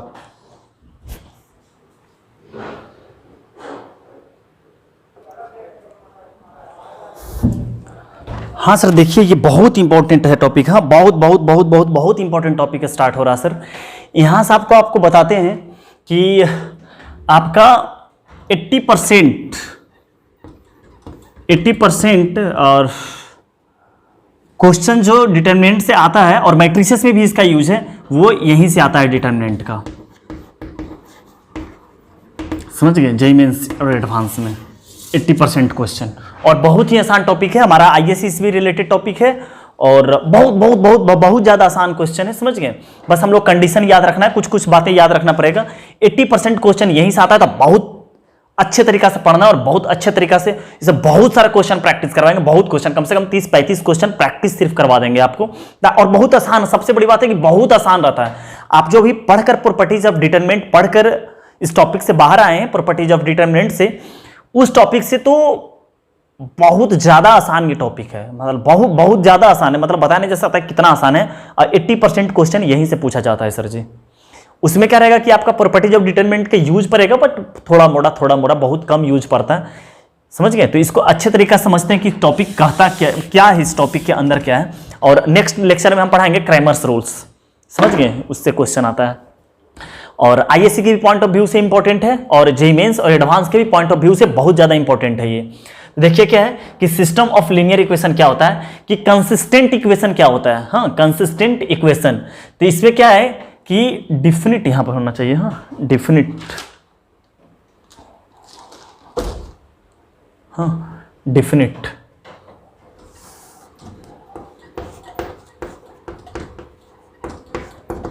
डिफिनिट एंड यूनिक सॉल्यूशन, मतलब कि इंटरसेक्टिंग लाइन। अब अभी जो टॉपिक हम लोग पढ़ रहे थे, वो टॉपिक क्या पढ़े थे, इसे जस्ट पहले स्ट्रेट लाइन के बारे में आ चुका था। तो अब स्ट्रेट लाइन कब सॉल्यूशन आता है, क्योंकि स्ट्रेट लाइन में क्या रहता है कि दो इक्वेशन, दो वेरिएबल, हम लोग एक्स और वाई का वैल्यू निकालते हैं। तो अब समझते हैं कि दो इक्वेशन में कभी देखते होंगे कि स्ट्रेट लाइन का जो हम लोग करते हैं, आप लोग कभी भी देखते हो कि जैसी दो इक्वेशन आ गया तो इंटरसेक्टिंग लाइन के लिए क्या करते हैं, दोनों के इक्वेशन को सॉल्व करते हैं। तो अब इस बात को यहां समझेंगे इस टॉपिक में कि जो स्ट्रेट लाइन का दो इक्वेशन दे रखा है, एक स्ट्रेट लाइन इक्वेशन और एक और स्ट्रेट लाइन इक्वेशन, तो उसमें से क्या करता है, एक्स और वाई का वैल्यू हम जब सॉल्व करते हैं, तो अगर एक्स और वाई का वैल्यू आ गया तो इसके मतलब क्या होगा बेटा कि वो दोनों लाइन का क्या रहा होगा, इंटरसेक्ट कर रहा होगा। जैसे इसमें इस तरह बताते हैं कि इसके मतलब क्या हो गया कि आपको अगर इंटरसेक्टिंग लाइन का मतलब क्या हुआ कि एक स्ट्रेट लाइन का इक्वेशन मान चलिए L1 = 0 दे रखा है। समझ गए बात को, L1 = क्या दे रहा होगा, 0 दे रखा होगा। अब दूसरा लाइन का स्ट्रेट लाइन का इक्वेशन क्या दे रखा होगा आपको कि L2 = क्या दे रखा होगा, 0 दे रखा होगा। जब दोनों को सॉल्व करते हैं तो एक्स और वाई का हमारा क्या आता है, वैल्यू आता है। एक्स और वाई का हमारा क्या आता है, वैल्यू आता है। तो वो जो एक्स और वाई का वैल्यू आता है, क्या इस पे रहता है, इस पे रहता है, इस पे रहता नहीं, वो इस पॉइंट पे रहता है। समझ गए कि वो एक्स और वाई का ऐसा वैल्यू आता है जो इंटरसेक्टिंग लाइन करके लाते हैं, वो एक्स और वाई का ऐसा वैल्यू आता है जो L1 पर भी लाई कर रहा है और साथ ही साथ L2 पर भी लाई कर रहा होगा। समझ गए, तो उसको बोला जाता है इंटरसेक्टिंग लाइन। तो अब ये बात समझते हैं कि दो स्ट्रेट लाइन कब पैरेलल हो जाता है, कब इंटरसेक्ट कर जाता है, कब आइडेंटिकल लाइन बन जाता है, और सबके लिए अलग अलग कंडीशन होता है कि किस कंडीशन के तहत वो इंटरसेक्ट।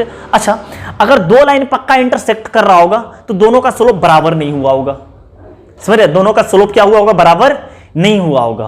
आप बात समझ रहे हैं ना, स्लोप से रिलेटेड, स्लोप बराबर नहीं हुआ होगा तभी जाकर दोनों, क्योंकि दोनों का अगर स्लोप बराबर हो जाएगा तो वो पैरेलल कर जाएगा। अगर दोनों स्लोप का मल्टीप्लिकेशन -1 हो जाएगा तो वो परपेंडिकुलर कर जाएगा, तब पर भी पॉइंट तो निकल ही जाएगा। हाँ पॉइंट तो मतलब सिंपल सी है कि दोनों का स्लोप क्या हो रहा है, बराबर नहीं हो रहा होगा। और आपको याद होगा अच्छे तरीका से -a/b हम लोग का कितना होता है, स्लोप होता है, समझ गए। खैर अब यहां समझते हैं, तो क्या बोला जाता है कि जिस दो स्ट्रेट लाइन का इक्वेशन दे रखा है, हमारा दो स्ट्रेट लाइन का इक्वेशन दे रखा है, अगर उसका x और y का सॉल्यूशन अगर आता है तो इसके मतलब क्या हो गया कि वो कंसिस्टेंट इक्वेशन है। क्या बोले, समझ में आ रहा बात को, कि अगर दो स्ट्रेट लाइन जो दिया हुआ है उसको सॉल्व करते हैं, x और y का वैल्यू आता है, इसके मतलब वो क्या है, कंसिस्टेंट है। अगर उसका सॉल्यूशन नहीं आ पाता है तो उसको बोला जाता है इनकंसिस्टेंट बोला जाता है।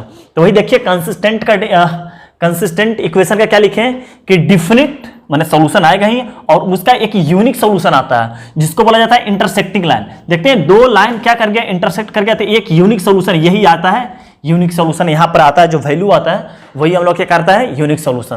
तो क्या लिखा हुआ, a system of linear equation is said to be consistent. अगर कंसिस्टेंट बोलता है तो इसके मतलब क्या हो कि कम से कम उसका एक सॉल्यूशन तो आ ही रहा होगा। तो इसके मतलब क्या, और भी ज्यादा सॉल्यूशन आएगा सर? हाँ, वो समझेंगे आगे कि और कैसे ज्यादा उसका सॉल्यूशन आता है। तो कंसिस्टेंट का मतलब क्या होगा कि सॉल्यूशन आना, कंसिस्टेंट वर्ड के मतलब क्या हो गया कि सॉल्यूशन आना, और इनकंसिस्टेंट वर्ड के मतलब क्या हो गया कि सॉल्यूशन नहीं आना। समझे, कंसिस्टेंट का मतलब क्या होगा कि सॉल्यूशन आना, इनकंसिस्टेंट का मतलब क्या होगा कि सॉल्यूशन नहीं निकलना। समझ गए। तो वही बात लिख रखा था, एग्जांपल के तौर पर समझते हैं हम लोग क्या, कि मान के चलिए क्या दे रखा है एग्जांपल कि x plus y is equal to मान के चलिए 2 दे रखा है, और x minus y is equal to कितना दे रखा है, 6 दे रखा है। मान लिए ऐसा, हाँ ऐसा दो स्ट्रेट लाइन का क्या ले लिए, इक्वेशन ले लिए। समझ गए। इसको इक्वेशन नंबर फर्स्ट मान लिए, इसको इक्वेशन नंबर कितना मान लिए, सेकंड मान लिए। समझ गए बात को, इसको इक्वेशन नंबर 1, इसको इक्वेशन नंबर क्या मान लिए, सेकंड मान लिए। तो इसके मतलब क्या हुआ कि दो ये स्ट्रेट लाइन है, इसका अगर सॉल्यूशन आ जाता है तो बोलेंगे कि कंसिस्टेंट है। और भी बहुत सारा स्ट्रेट लाइन आप समझ रहे हैं, कितना तो बचपन से सॉल्व करते आ रहे हैं, हाँ 7-8 से ही सॉल्व करते आ रहे होंगे। दो इक्वेशन, दो वेरिएबल x और y वेरिएबल, तो दोनों का क्या करते हैं, ऐड कर देते हैं। कितना हो गया, 1 प्लस कितना कर दिए 2, तो 1 प्लस 2 करते हैं, कितना आ गया, y से y कैंसिल, x कितना हो गया, 2x हो गया, 2x हो गया। दोनों का ऐड करते हैं, ये वाला कितना हो गया, 8 हो गया, और x का वैल्यू हमारा कितना आ गया, 4 आ गया। अब क्या करते हैं, इस 4 को कहीं लिखते हैं, फ्रॉम 1 से लिखते हैं, फ्रॉम 1 से इस x का वैल्यू 4 क्या करते हैं, इसमें पुट करते हैं। तो x का वैल्यू 4 पुट करते हैं, y का वैल्यू कितना आ गया, -2 आ गया। समझ गए। देयरफॉर कितना आ गया कि x का वैल्यू 4 और y का -2, ये क्या हो गया, हमारा एक यूनिक सॉल्यूशन हो गया। हाँ, एक हमारा कितना हो गया, यूनिक सॉल्यूशन आ गया, कि मतलब कि इसका एक सॉल्यूशन निकला। तो जिस स्ट्रेट लाइन को सॉल्व करने पर x और y का वैल्यू आ रहा है, तो अच्छा कभी देखिएगा कि x और y का बहुत प्रकार का वैल्यू आएगा, वो देखेंगे हम लोग आगे कैसे आता है और किस कंडीशन के तहत आता है वो भी हम सीखेंगे। और इसका क्या कंडीशन है, जनरल कंडीशन क्या है वो भी सीखेंगे। ये समझ गए। कंसिस्टेंट वर्ड का मतलब कितना क्या हुआ कि सॉल्यूशन आना। कंसिस्टेंट वर्ड का मतलब क्या हुआ, सॉल्यूशन आना। अब कितना सॉल्यूशन आ रहा ये नहीं पता, हाँ एक से ज्यादा भी हो सकता है, कम से कम तो एक तो होना ही चाहिए। सॉल्यूशन आने का मतलब क्या हो गया, कंसिस्टेंट। अच्छा, अब दूसरा क्या दे रखा है कि इनकंसिस्टेंट मतलब नो सॉल्यूशन, और लाइन कैसा हो गया बेटा, पैरेलल हो गया। तो मतलब हाँ, ये इसका सिंबल भी पार लीजिएगा, हाँ कि लाइन इंटरसेक्टिंग करने का मतलब ऐसे कर रहा होगा। इसमें समझते हैं कि इनकंसिस्टेंट का मतलब क्या होता है। इनकंसिस्टेंट इक्वेशन, नो सॉल्यूशन और लाइन हो गया पैरेलल। अच्छा, सॉल्यूशन आने का मतलब क्या होगा कि कहीं पर लाइन इंटरसेक्ट किया होगा, दो लाइन इंटरसेक्ट किया होगा, तब एक वैल्यू आ गया। और मान के चलो अगर पैरेलल लाइन चला गया, एक लाइन ऐसे हो गया और एक लाइन ऐसे हो गया, कभी भी दो लाइन का सॉल्यूशन एक साथ, ये भी एक स्ट्रेट लाइन का इक्वेशन है, ये भी एक स्ट्रेट लाइन का इक्वेशन है। तो इसके मतलब समझ रहे हैं कि इसका स्लोप क्या हुआ होगा, बराबर हुआ होगा। दो पैरेलल लाइन का मतलब क्या हो गया, स्लोप क्या हुआ होगा, बराबर हुआ होगा। समझ गए बात को, स्लोप क्या हुआ होगा, बराबर हुआ होगा।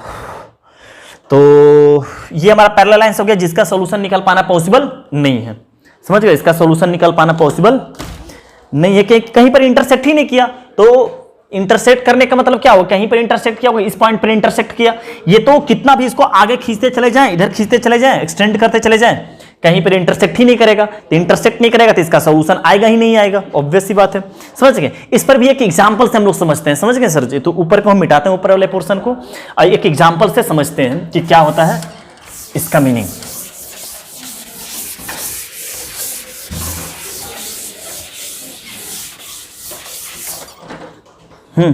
इसका मीनिंग हम लोग समझते हैं क्या, कि जैसे ले लिए एग्जाम्पल के तौर पे ले लिए,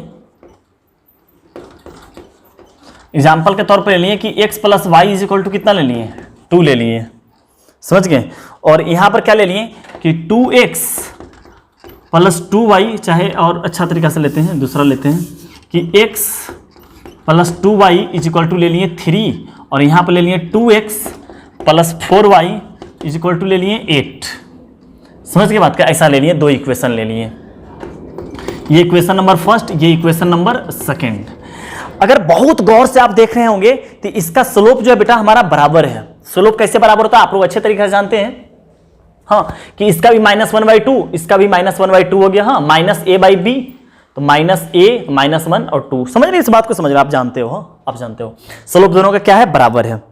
अच्छा, ये हो गया। पहले इसको सॉल्व करते हैं हम लोग। हमको क्या पता कि x और y का वैल्यू नहीं आएगा कि आएगा, हमको कुछ नहीं पता भैया, है कि आएगा कि नहीं आएगा। हम एक छोटा बच्चा की तरह इसको हम सॉल्व करते हैं। समझ गए? कि इसका वैल्यू आता है कि नहीं आता है, एक छोटा बच्चा की तरह हम सॉल्व करते हैं। समझ गए? तो हम क्या जानते हैं कि x का वैल्यू निकालने के लिए y का एलिमिनेट करो, और y का वैल्यू निकालने के लिए x को एलिमिनेट करो। तो क्या करते हैं कि इक्वेशन 1 में क्या करते हैं, मान चलिए x को एलिमिनेट करते हैं और y का वैल्यू निकालते हैं। तो x को एलिमिनेट करने के लिए इसको 2 से मल्टीप्लाई करके क्या करते हैं, सब्ट्रैक्ट कर देते हैं। 2 से मल्टीप्लाई करके क्या कर देते हैं बाबू, सब्ट्रैक्ट कर देते हैं। इसको x को एलिमिनेट करना चाहें, देखिए क्या होता है पैरेलल लाइंस में। ये तो पता चल रहा है ना कि पैरेलल लाइन से कि स्लोप क्या है, बराबर है, इसलिए क्या है, ये पैरेलल लाइन से। समझ गए? क्या करते हैं कि 1 में 2 से मल्टीप्लाई करके क्या करते हैं, 2 को क्या करते हैं, सब्ट्रैक्ट कर देते हैं। तो ये कितना बन जाएगा, 2x plus 4y, 2x plus 4y, 2x plus 4y is equal to कितना हो गया, 6, और इसको सब्ट्रैक्ट कर दिए, 2x plus 4y is equal to कितना आ गया, 8। हाँ, और सब्ट्रैक्ट कर दिए, क्या हुआ, ये भी कैंसिल हो गया, ये भी कैंसिल हो गया, 0 बराबर आ गया -2, जो कि क्या हो गया, अपने आप में गलत हो गया। इसके मतलब क्या हुआ कि सॉल्यूशन इसका निकल पाना पॉसिबल नहीं है। हम लोग तो किए, एक बचपन जो बच्चा सॉल्व करता है उसी टाइप का तो सॉल्व किए, लेकिन इसका सॉल्यूशन निकल पाना पॉसिबल नहीं हुआ। क्यों नहीं हुआ? अच्छा, जो हम पहला लिए थे कि जो एक एग्जांपल लिए थे कंसिस्टेंट में कि x plus y is equal to 2 और x minus y is equal to 6, इसका क्यों निकल गया था, क्योंकि ये पैरेलल लाइंस नहीं था, इसलिए इसका एक यूनिक सोल्यूशन आ गया। अब पैरेलल लाइंस का मतलब क्या, इसका स्लोप कितना हो गया था, -1, जबकि इसका स्लोप कितना हो गया था, +1। समझ रहे? -a/b हो गया ना, -1/1, यहां पर कितना हो गया, -1/-1। हाँ, इसका स्लोप 1 हो गया था, इसका स्लोप हो गया -1। हाँ, तो लाइन दोनों परपेंडिकुलर है। हाँ, परपेंडिकुलर लाइन का तो आ ही सकता है, कोई दिक्कत नहीं है। हाँ, लाइन परपेंडिकुलर तो हो ही सकता है, क्योंकि परपेंडिकुलर लाइन होने का मतलब क्या हो गया, इस तरफ हो गया होगा, तो इंटरसेक्ट तो कर ही गया। समझ गए बात को, इंटरसेक्ट तो कर ही गया। हाँ, तो आप अच्छे तरीके से समझ रहे हैं क्या बातें हम बोल रहे हैं सर, समझ गए? तो हमारा पहला का आंसर इसलिए आ गया क्योंकि उसका स्लोप बराबर नहीं था, इसका स्लोप क्या हो गया, बराबर हो गया। समझ गए? तो स्लोप बराबर होने से क्या हो गया बेटा, हमारा लाइन जो है पैरेलल गया, हमारा लाइन क्या हुआ, पैरेलल। तो कहीं पर तो इंटरसेक्ट किया ही नहीं, इसका सोल्यूशन क्या आएगा, खाक। आ ही नहीं सकता सर, आ ही नहीं सकता है, बिल्कुल नहीं आ सकता। समझ गए बात को? तो आप अच्छे तरीके से समझ गए होंगे कि कंसिस्टेंट सॉल्यूशन आना, कंसिस्टेंट सॉल्यूशन आना, इनकंसिस्टेंट सॉल्यूशन नहीं निकल पाना। जैसे यहां पर कितना आ गया, 0 बराबर -2 आ गया। इसमें एक चीज गौर किए होंगे कि स्लोप तो बराबर रखे थे, कांस्टेंट बराबर नहीं रखे थे, क्योंकि इसको हम क्या किए थे, x प्लस 2y में 2 मल्टीप्लाई कर दिए थे, बट इसको कांस्टेंट को कुछ और ही रहने दिए। अब समझते हैं कि पैरेलल लाइंस में एक आइडेंटिकल लाइंस होता है, जैसे ये line, this is the first line, समझ गए, और this is the second line, overlap कर देते हैं, this is the second line. समझ गए? अब इसमें देखते हैं कितना सॉल्यूशन आता है। सोचिए, फिर से लाइन खींचते हैं, this is the first line and this is the second line, this is the second line. इसके मतलब क्या हो गया, लाइन तो ओवरलैप कर गया। बताओ कितने पॉइंट पे इंटरसेक्ट किया, इन्फिनिटी पॉइंट पे इंटरसेक्ट किया। सारी बात को इसमें कितना हुआ था, जब पहला कंसिस्टेंट मतलब ये लाइन कितने पॉइंट पे इंटरसेक्ट किया, एक पॉइंट पे इंटरसेक्ट किया, मतलब कि यूनिक सॉल्यूशन, मतलब कि कंसिस्टेंट। कितने पॉइंट पे इंटरसेक्ट किया, इंटरसेक्ट ही नहीं किया, मतलब कि नो सॉल्यूशन, मतलब कि इनकंसिस्टेंट। एक लाइन दूसरा लाइन कितने पॉइंट पर इंटरसेक्ट किया? इन्फिनिटी पॉइंट पे इंटरसेक्ट किया, मतलब कि कंसिस्टेंट। क्यों? क्योंकि सॉल्यूशन आया तो सही, समझ बात को, क्योंकि सॉल्यूशन हमारा आ गया, कुछ ना कुछ तो आएगा ही। समझ गए? एक्स का वैल्यू कभी 2 होगा, कभी 3 होगा, कभी 4 होगा, कभी 5 होगा, कुछ ना कुछ तो आएगा ही, क्योंकि बहुत पॉइंट पे इंटरसेक्ट किया, मतलब कि सॉल्यूशन आ रहा है। हम क्या लिखे थे कंसिस्टेंट में? कि कम से कम एक सॉल्यूशन आ जाए, इसमें तो इन्फिनिटिव सॉल्यूशन आ रहा, मतलब कि सॉल्यूशन आने का मतलब एक है या इन्फिनिटिव है, कंसिस्टेंट तो कहलाएगा ही। सॉल्यूशन नहीं आ रहा मतलब कि इनकंसिस्टेंट।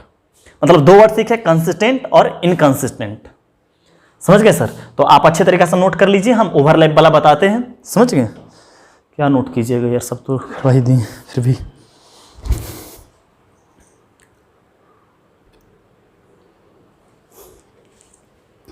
हाँ सर, समझते हैं इसका क्या होता है।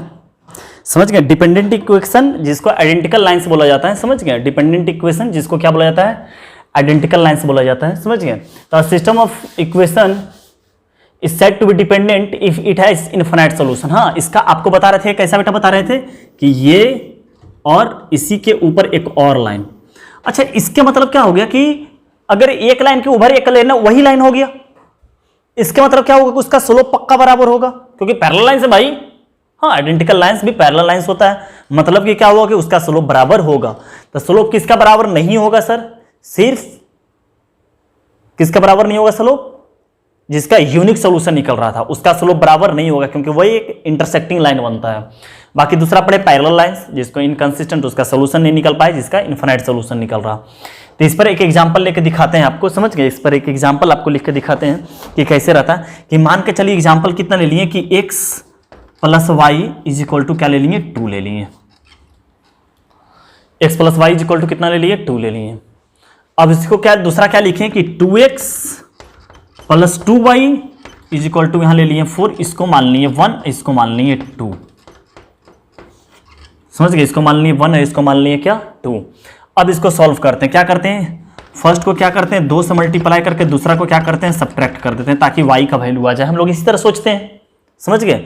तो क्या कि इसको 2 से मल्टीप्लाई करते हैं, 2x plus 2y is equal to 4। यहां पर तो 2x प्लस 2y प्लस 4 तो है ही है, तो माइनस करते हैं, क्या आ जाएगा? 0 बराबर 0। उसमें क्या हो रहा था? जीरो सोल्यूशन में कितना है? 0 इज इक्वल टू आ गया था -2, जो कि क्या था? सरासरी गलत था। ये तो सही है। तो इसका सही होने का मीनिंग क्या हुआ कि 0 बराबर 0, मतलब कि x और y पर कुछ भी रखो, मतलब कि ऐसा रखे जो सेटिस्फाई करे। बहुत सारा ऐसा वैल्यू है जो इसको क्या करेगा? सेटिस्फाई करेगा। समझ गए? इसका मीनिंग ये हो गया।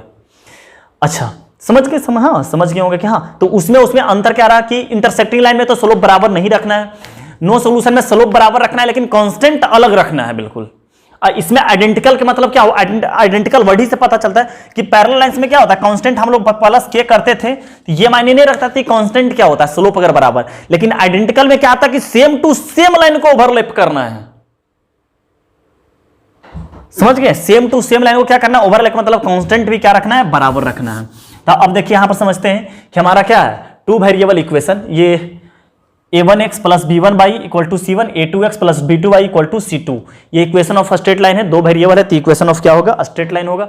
तो फॉर यूनिक सोल्यूशन का कंडीशन कितना आएगा कि दोनों का स्लोप बराबर नहीं होगा, मतलब कि -a1 divided by a2, sorry -a1 by b1 और -a2 बाई b2 कभी बराबर नहीं हो सकता। चाहे आप ऐसे भी कर लेते हैं कि a1 by a2 is equal to not b1 by b2। दोनों का प्रोपोर्शनल भी क्या होगा? अलग अलग होगा।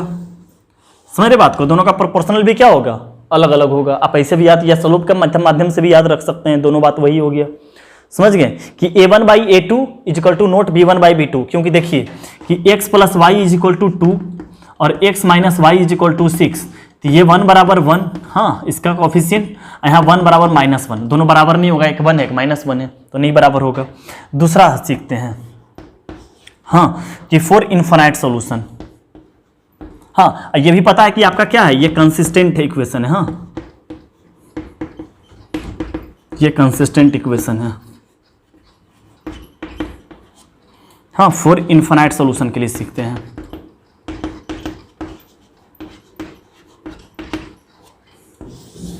हाँ तो क्या होगा?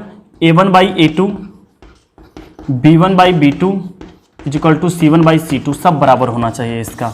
जैसे यहाँ देखिए दोनों का प्रोपोर्शनल बराबर है, 1/2 और ये भी 1/2 हो जाएगा जब डिवाइड करके लाएंगे तो, समझ गए।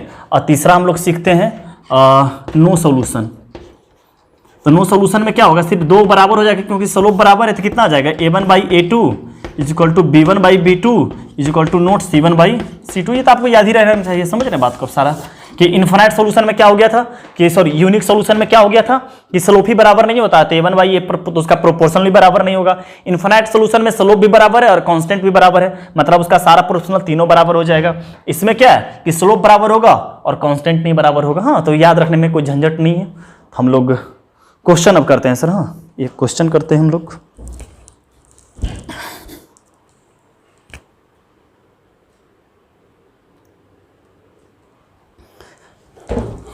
हाँ सर जी, हम लोग एक क्वेश्चन करते हैं, बहुत आसान क्वेश्चन है।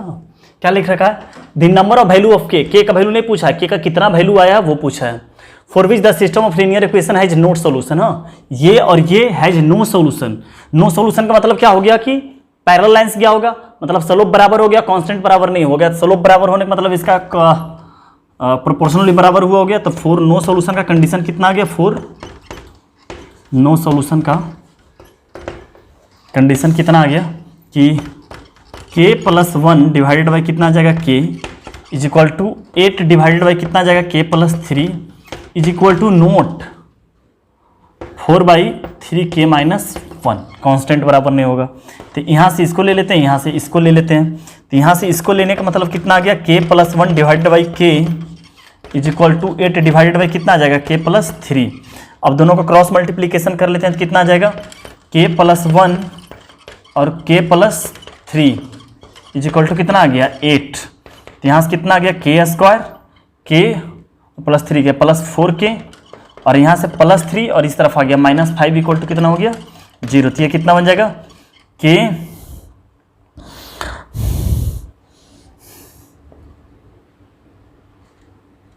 + 5 और k -1 इक्वल टू कितना हो जाएगा, 0। k² + 5k -4k -5 equal to 0। हाँ, तो k का वैल्यू कितना आ गया, -5 और कितना आ गया, 1 आ गया। समझ गए बात को, k का वैल्यू -5 और कितना आ गया, 1 यहाँ से आ गया। k का वैल्यू इसको जब सॉल्व किए तो k का वैल्यू इतना आ गया। अब क्या करते हैं, k का वैल्यू इस तरफ से सॉल्व करते हैं। हाँ, कि therefore 8 divided by k + 3 is equal to not 4 divided by 3k - 1। ये इस तरफ जाकर कितना आ जाएगा आपका, और 24k और -8 is equal to note 4k + 12। ये इस तरफ आ गया। हाँ, ये इस तरफ आ गया तो कितना आ जाएगा, 20k और ये इस तरफ चला गया तो कितना हो गया, 20 हो गया। तो k, हाँ, तो k is equal to not 1 आ गया। देयरफॉर क्या हो गया कि यहाँ पर बोला है k का वैल्यू 1 नहीं लेने, जबकि यहाँ पर बोला है k का वैल्यू 1 लेने। तो मतलब दोनों इक्वेशन से इस बात का निकलता है, दोनों लड़ाई करना कि k का वैल्यू बोल रहा है कि होंगे, वो बोल रहा है कि नहीं होंगे, मतलब कि इसमें लड़ाई हो गया। तो मतलब सीधा सीधी है क्या कि k का वैल्यू 1 तो नहीं ही लेंगे, 1 नहीं लेंगे। देयरफॉर मतलब k का वैल्यू कितना आ गया, -5। ये हमारा हो गया आंसर। तो नंबर ऑफ सॉल्यूशन कितना हो गया, 1।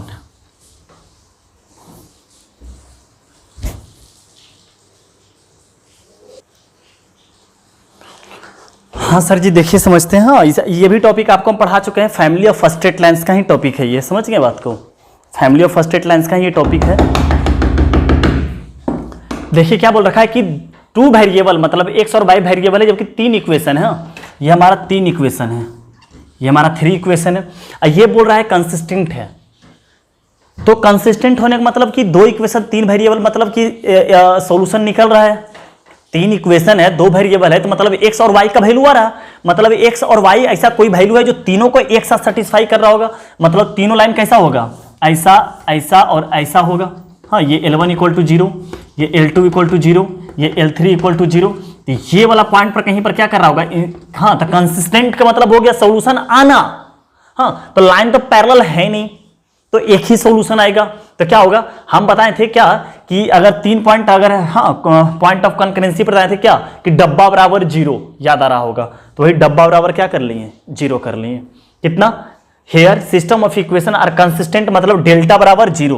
तो डेल्टा बराबर जीरो होने का मतलब एक्स का कोफिशिएंट एक तर, वाई का कोफिशिएंट एक तर और कांस्टेंट बिल्कुल एक तर।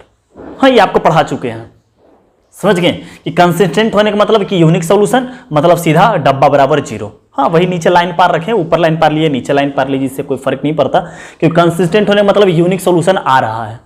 यूनिक सॉल्यूशन पार होने का मतलब कि जहां पे दो लाइन का पॉइंट ऑफ इंटरसेक्शन से भी क्या कर रहा होगा बेटा, तीसरा लाइन क्या पास कर रहा होगा। फैमिली ऑफ स्ट्रेट लाइन से पढ़ा चुके हैं कि दो पॉइंट ऑफ इंटरसेक्शन से क्या कर रहा होगा, तीसरा स्ट्रेट लाइन क्या कर रहा होगा, पास कर रहा होगा। तो वही बात कि दो के पॉइंट ऑफ इंटरसेक्शन से तीसरा क्या कर गया, पास कर गया। तो सिस्टम ऑफ इक्वेशन क्या हो गया, कंसिस्टेंट हो गया। इसके मतलब कि उसका डिटरमिनेंट का वैल्यू अगर जीरो आ रहा होगा तभी ऐसा पॉसिबल है, अदरवाइज पॉसिबल नहीं है। वही क्वेश्चन देखिए बोल रखा है, और अच्छा क्वेश्चन है, बहुत शानदार क्वेश्चन है। क्या बोल रखा है कि find the value of lambda in which the following equation are consistent. देखिए तीन इक्वेशन एक्स और वाई में दे रखा है, अब बोल रखा है कि क्या है, कंसिस्टेंट। तो कंसिस्टेंट होने का मतलब डब्बा बराबर जीरो, डब्बा बराबर क्या हो गया, जीरो। तो फोर कंसिस्टेंट डेल्टा बराबर कितना हो गया, जीरो। और डेल्टा बराबर जीरो होने का मतलब क्या है, क्या कि एक्स का सारा वैल्यू एक तर, मतलब कि इसका एक्स का कोफिशिएंट कितना हो गया, वन। इसका कितना हो गया, लेम्डा प्लस वन, और इसका कितना हो गया, वन। हाँ, इसका वाई का कोफिशिएंट कितना हो गया, वन। यहां पर कितना हो गया, लेम्डा प्लस टू, और यहां पर वाई का कोफिशिएंट कितना है, माइनस लेम्डा प्लस वन है। समझ रहे बात को, माइनस लेम्डा प्लस वन। और कांस्टेंट कितना है, माइनस थ्री, माइनस एट और lambda plus two is equal to कितना हो गया, जीरो। इसको सॉल्व करके क्या कहते हैं, लेम्डा का वैल्यू निकाल लेंगे हम लोग, समझ गए। तो चाहे तो प्रॉपर्टी से बना सकते हैं कि इसको इसको कर लेंगे तो एक जीरो, इसको इसको करेंगे तो लेम्डा से लेम्डा कैंसिल हो जाएगा, समझ रहे हैं, यहाँ पर माइनस है ना, हाँ, और इसको इसको सब्ट्रैक्ट कर लेंगे तो कुछ ना कुछ हो जाएगा। और ऐसे भी चाहे सॉल्व कर लें, हाँ, कोई ज़्यादा टफ तो है नहीं, और नहीं तो चाहे तो एक जीरो क्रिएट कर सकते हैं, कोई दिक्कत इसमें भी नहीं है। तो क्या लगा लेते हैं property, C1 goes to C1 minus C2।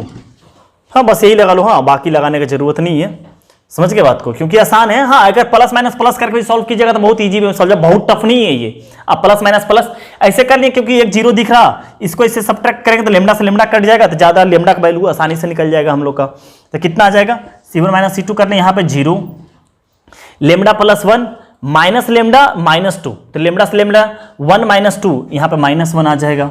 और दिस माइनस दिस करने गए, दिस माइनस दिस करते हैं तो ये तो माइनस लेम्डा और माइनस वन, तो दिस कितना हो गया कि वन, हाँ, तो प्लस लेम्डा हो जाएगा और प्लस ही वन आ जाएगा, तो मतलब कि लेम्डा प्लस टू बन जाएगा ये ना, क्योंकि वन ये तो माइनस लेम्डा है, तो माइनस लगाते हैं कितना आ जाएगा, प्लस लेम्डा, ये माइनस वन है तो प्लस वन हो जाएगा, मतलब लेम्डा प्लस कितना हो जाएगा, टू हो जाएगा।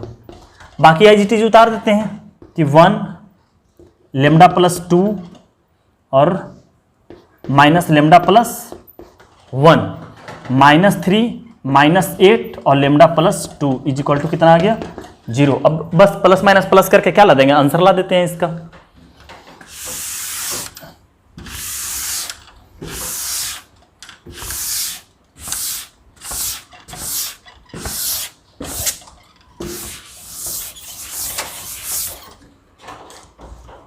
कितना आ जाएगा, आप लगा लेते हैं प्लस माइनस और प्लस, तो जीरो से हमारा कुछ नहीं मिलने वाला। हाँ, तो हमारा जो भी मिलने वाला है इससे मिलने वाला है, वन के ऊपर क्या साइन लगा हुआ है, माइनस के साथ।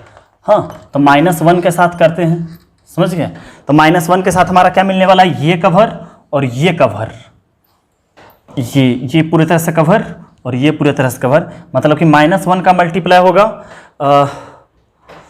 लेम्डा प्लस टू से, तो कितना आ जाएगा, माइनस लेम्डा और माइनस टू बनेगा, समझ गए बात को।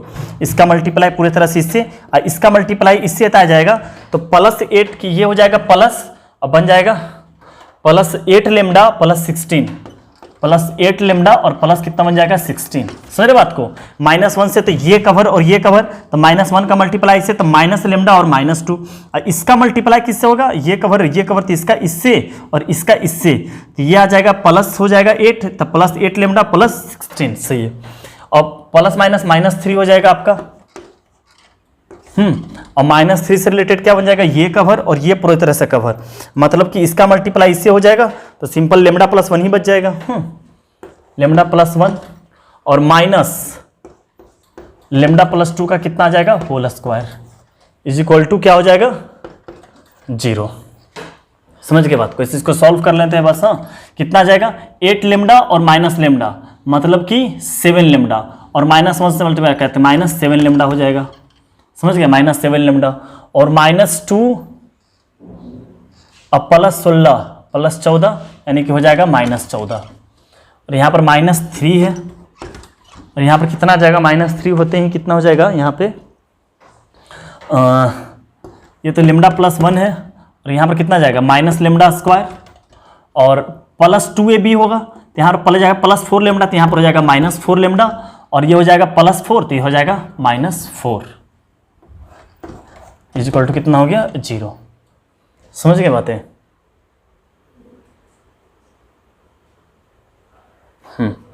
कितना जाएगा यहाँ सॉल्व करने पर कितना जाता है हमारा -7 लेमडा -14 -3 लेमडा उतना कौन करने जाता है, पहले लेमडा लेमडा कैलकुलेट कर लेते हैं। -4 लेमडा और प्लस लेमडा -3 लेमडा।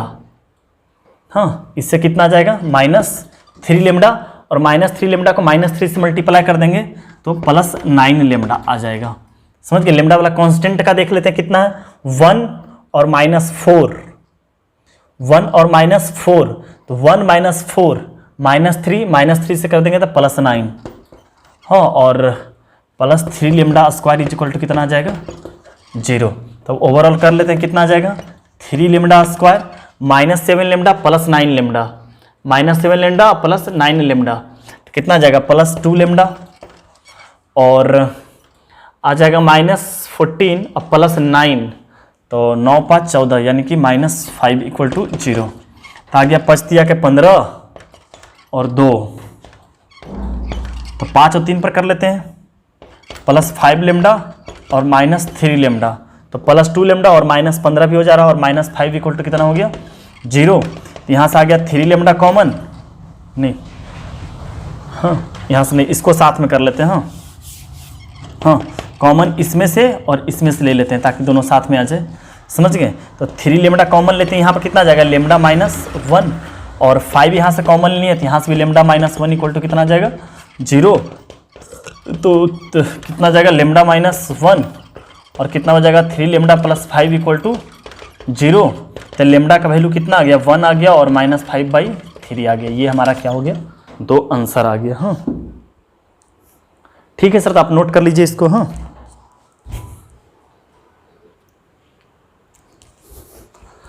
हाँ सर, हम लोग देखते हैं क्वेश्चन, बहुत अच्छा क्वेश्चन है, इसको एक बार आप जरूर अटेम्प्ट करें, जरूर से जरूर अटेम्प्ट करें सर। हाँ, इसको ऐसे हम बना देते हैं, समझ गए, आप अटेम्प्ट कीजिएगा इसको। क्या लिख रखा है find the value of C for which the system of linear equation are consistent, मतलब सीधा डेल्टा बराबर क्या लगा देना है 0 लगा देना है। तो कितना आ जाएगा डेल्टा बराबर 0 करते हैं, इससे 2 आ जाएगा, इससे c+2 आ जाएगा, ऐसे कितना आ जाएगा c+2 का कितना आ जाएगा होल स्क्वायर आ जाएगा। बहुत आसान है। हाँ, यहाँ से कितना आ जाएगा 3 आ जाएगा, यहाँ से c+4 आ जाएगा, यहाँ पर से c+4 का क्या हो जाएगा होल स्क्वायर बन जाएगा। यहाँ से कितना आ जाएगा 3 6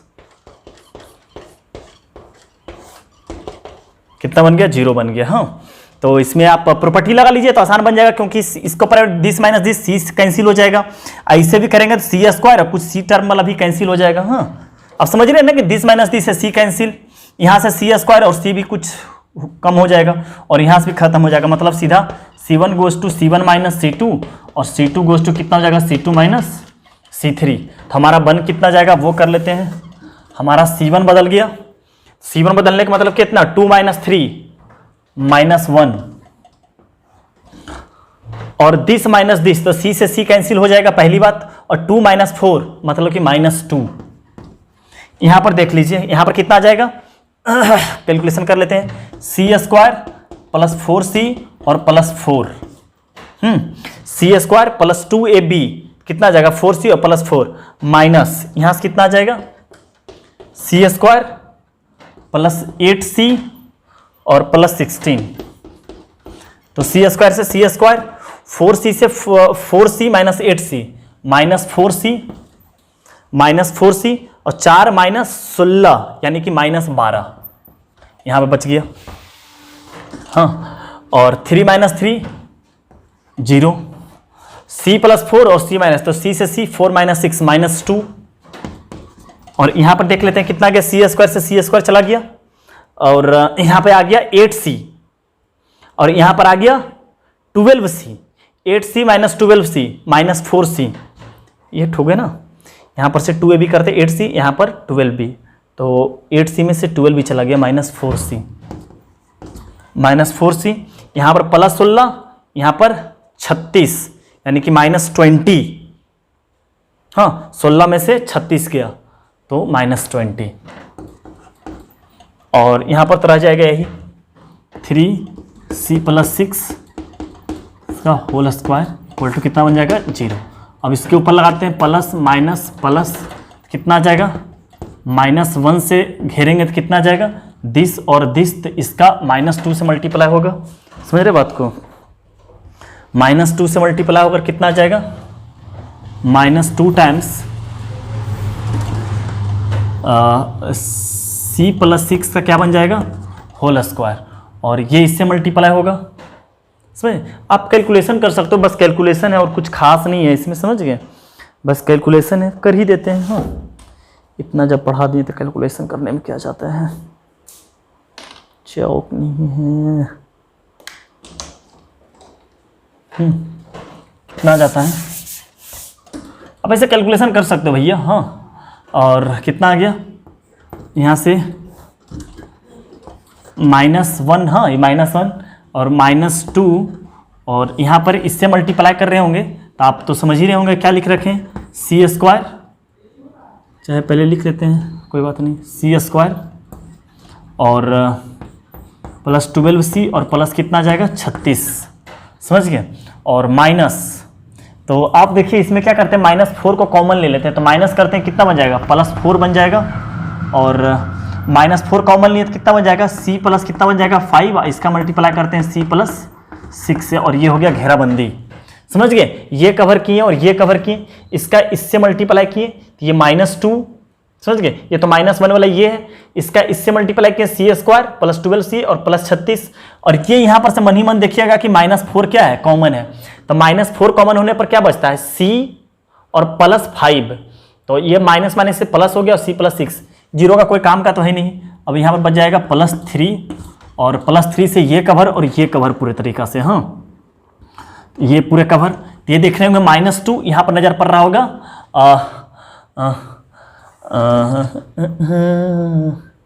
यहाँ -2 और यहाँ पर -4, तो कितना हो जाएगा +8 होकर क्या बच गया होगा c प्लस 5 माइनस, हाँ माइनस, ये इससे मल्टीप्लाई हो गया होगा तो ये भी दिख रहा होगा -4 कॉमन ले लिए होंगे, ये भी माइनस, तो 3 माइनस तो माइनस तो रह ही जाएगा, और 4, हाँ तो -4, और ये कितना बन गया होगा c प्लस 3 बन गया होगा, इज इक्वल टू 0, बस इसका कैलकुलेशन कर लेना है और क्या, बस इसी का सिंपल कैलकुलेशन है, तो हम लोग का ये माइनस तो रहेगा ही रहेगा, हाँ कि अभी तक तो है ही है, तो यहाँ पर आ गया -2c स्क्वायर, -2c यहाँ पर कितना आ जाएगा -24c और माइनस कितना आ जाएगा 72 आ जाएगा, हाँ आप कैलकुलेशन कर लेना, हाँ कैलकुलेशन कर लेना, बस बहुत सिंपल कैलकुलेशन है, बहुत इजी वे में सॉल्व हो जाएगा, समझ गए, कोई दिक्कत नहीं होगा।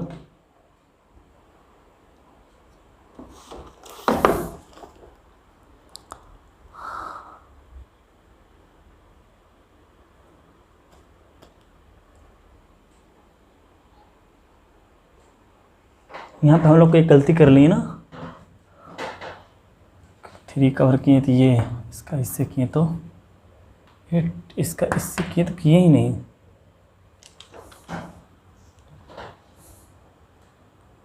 c प्लस 5 3 इधर है, ये यहाँ पर -8, हाँ यहाँ पर -8 होगा क्योंकि ये इससे मल्टीप्लाई होगा ना, तो यहाँ पर -8 होगा, हम लोग गलती कर लिए, यहाँ पे -8 आएगा आपका, -8 आएगा, और c plus 3 is equal to 0, बस सिंपल कैलकुलेशन करके आंसर आ जाएगा हमारा 0 आ जाएगा और -10 आ जाएगा, हाँ ये हमारा आंसर आ जाएगा, बहुत आसान है, आप कैलकुलेशन कर सकते हो, आप इतना कैलकुलेशन नहीं, इतना पढ़ के आए हो इतना कैलकुलेशन नहीं कर सकते हो।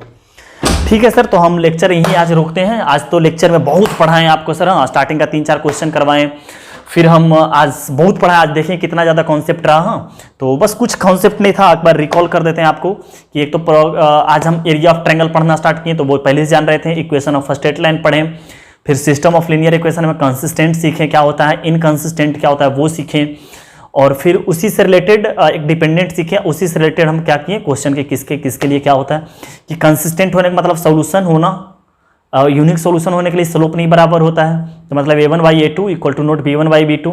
इन्फिनाइट सॉल्यूशन के लिए क्या होता है कि दोनों लाइन पैरेलल और आइडेंटिकल हो गया होगा, तो इसके मतलब कि उसका स्लोप बराबर तो होगा, साथ ही कांस्टेंट टर्म बराबर होगा, तो a1/a2 b1/b2 और c1/c2।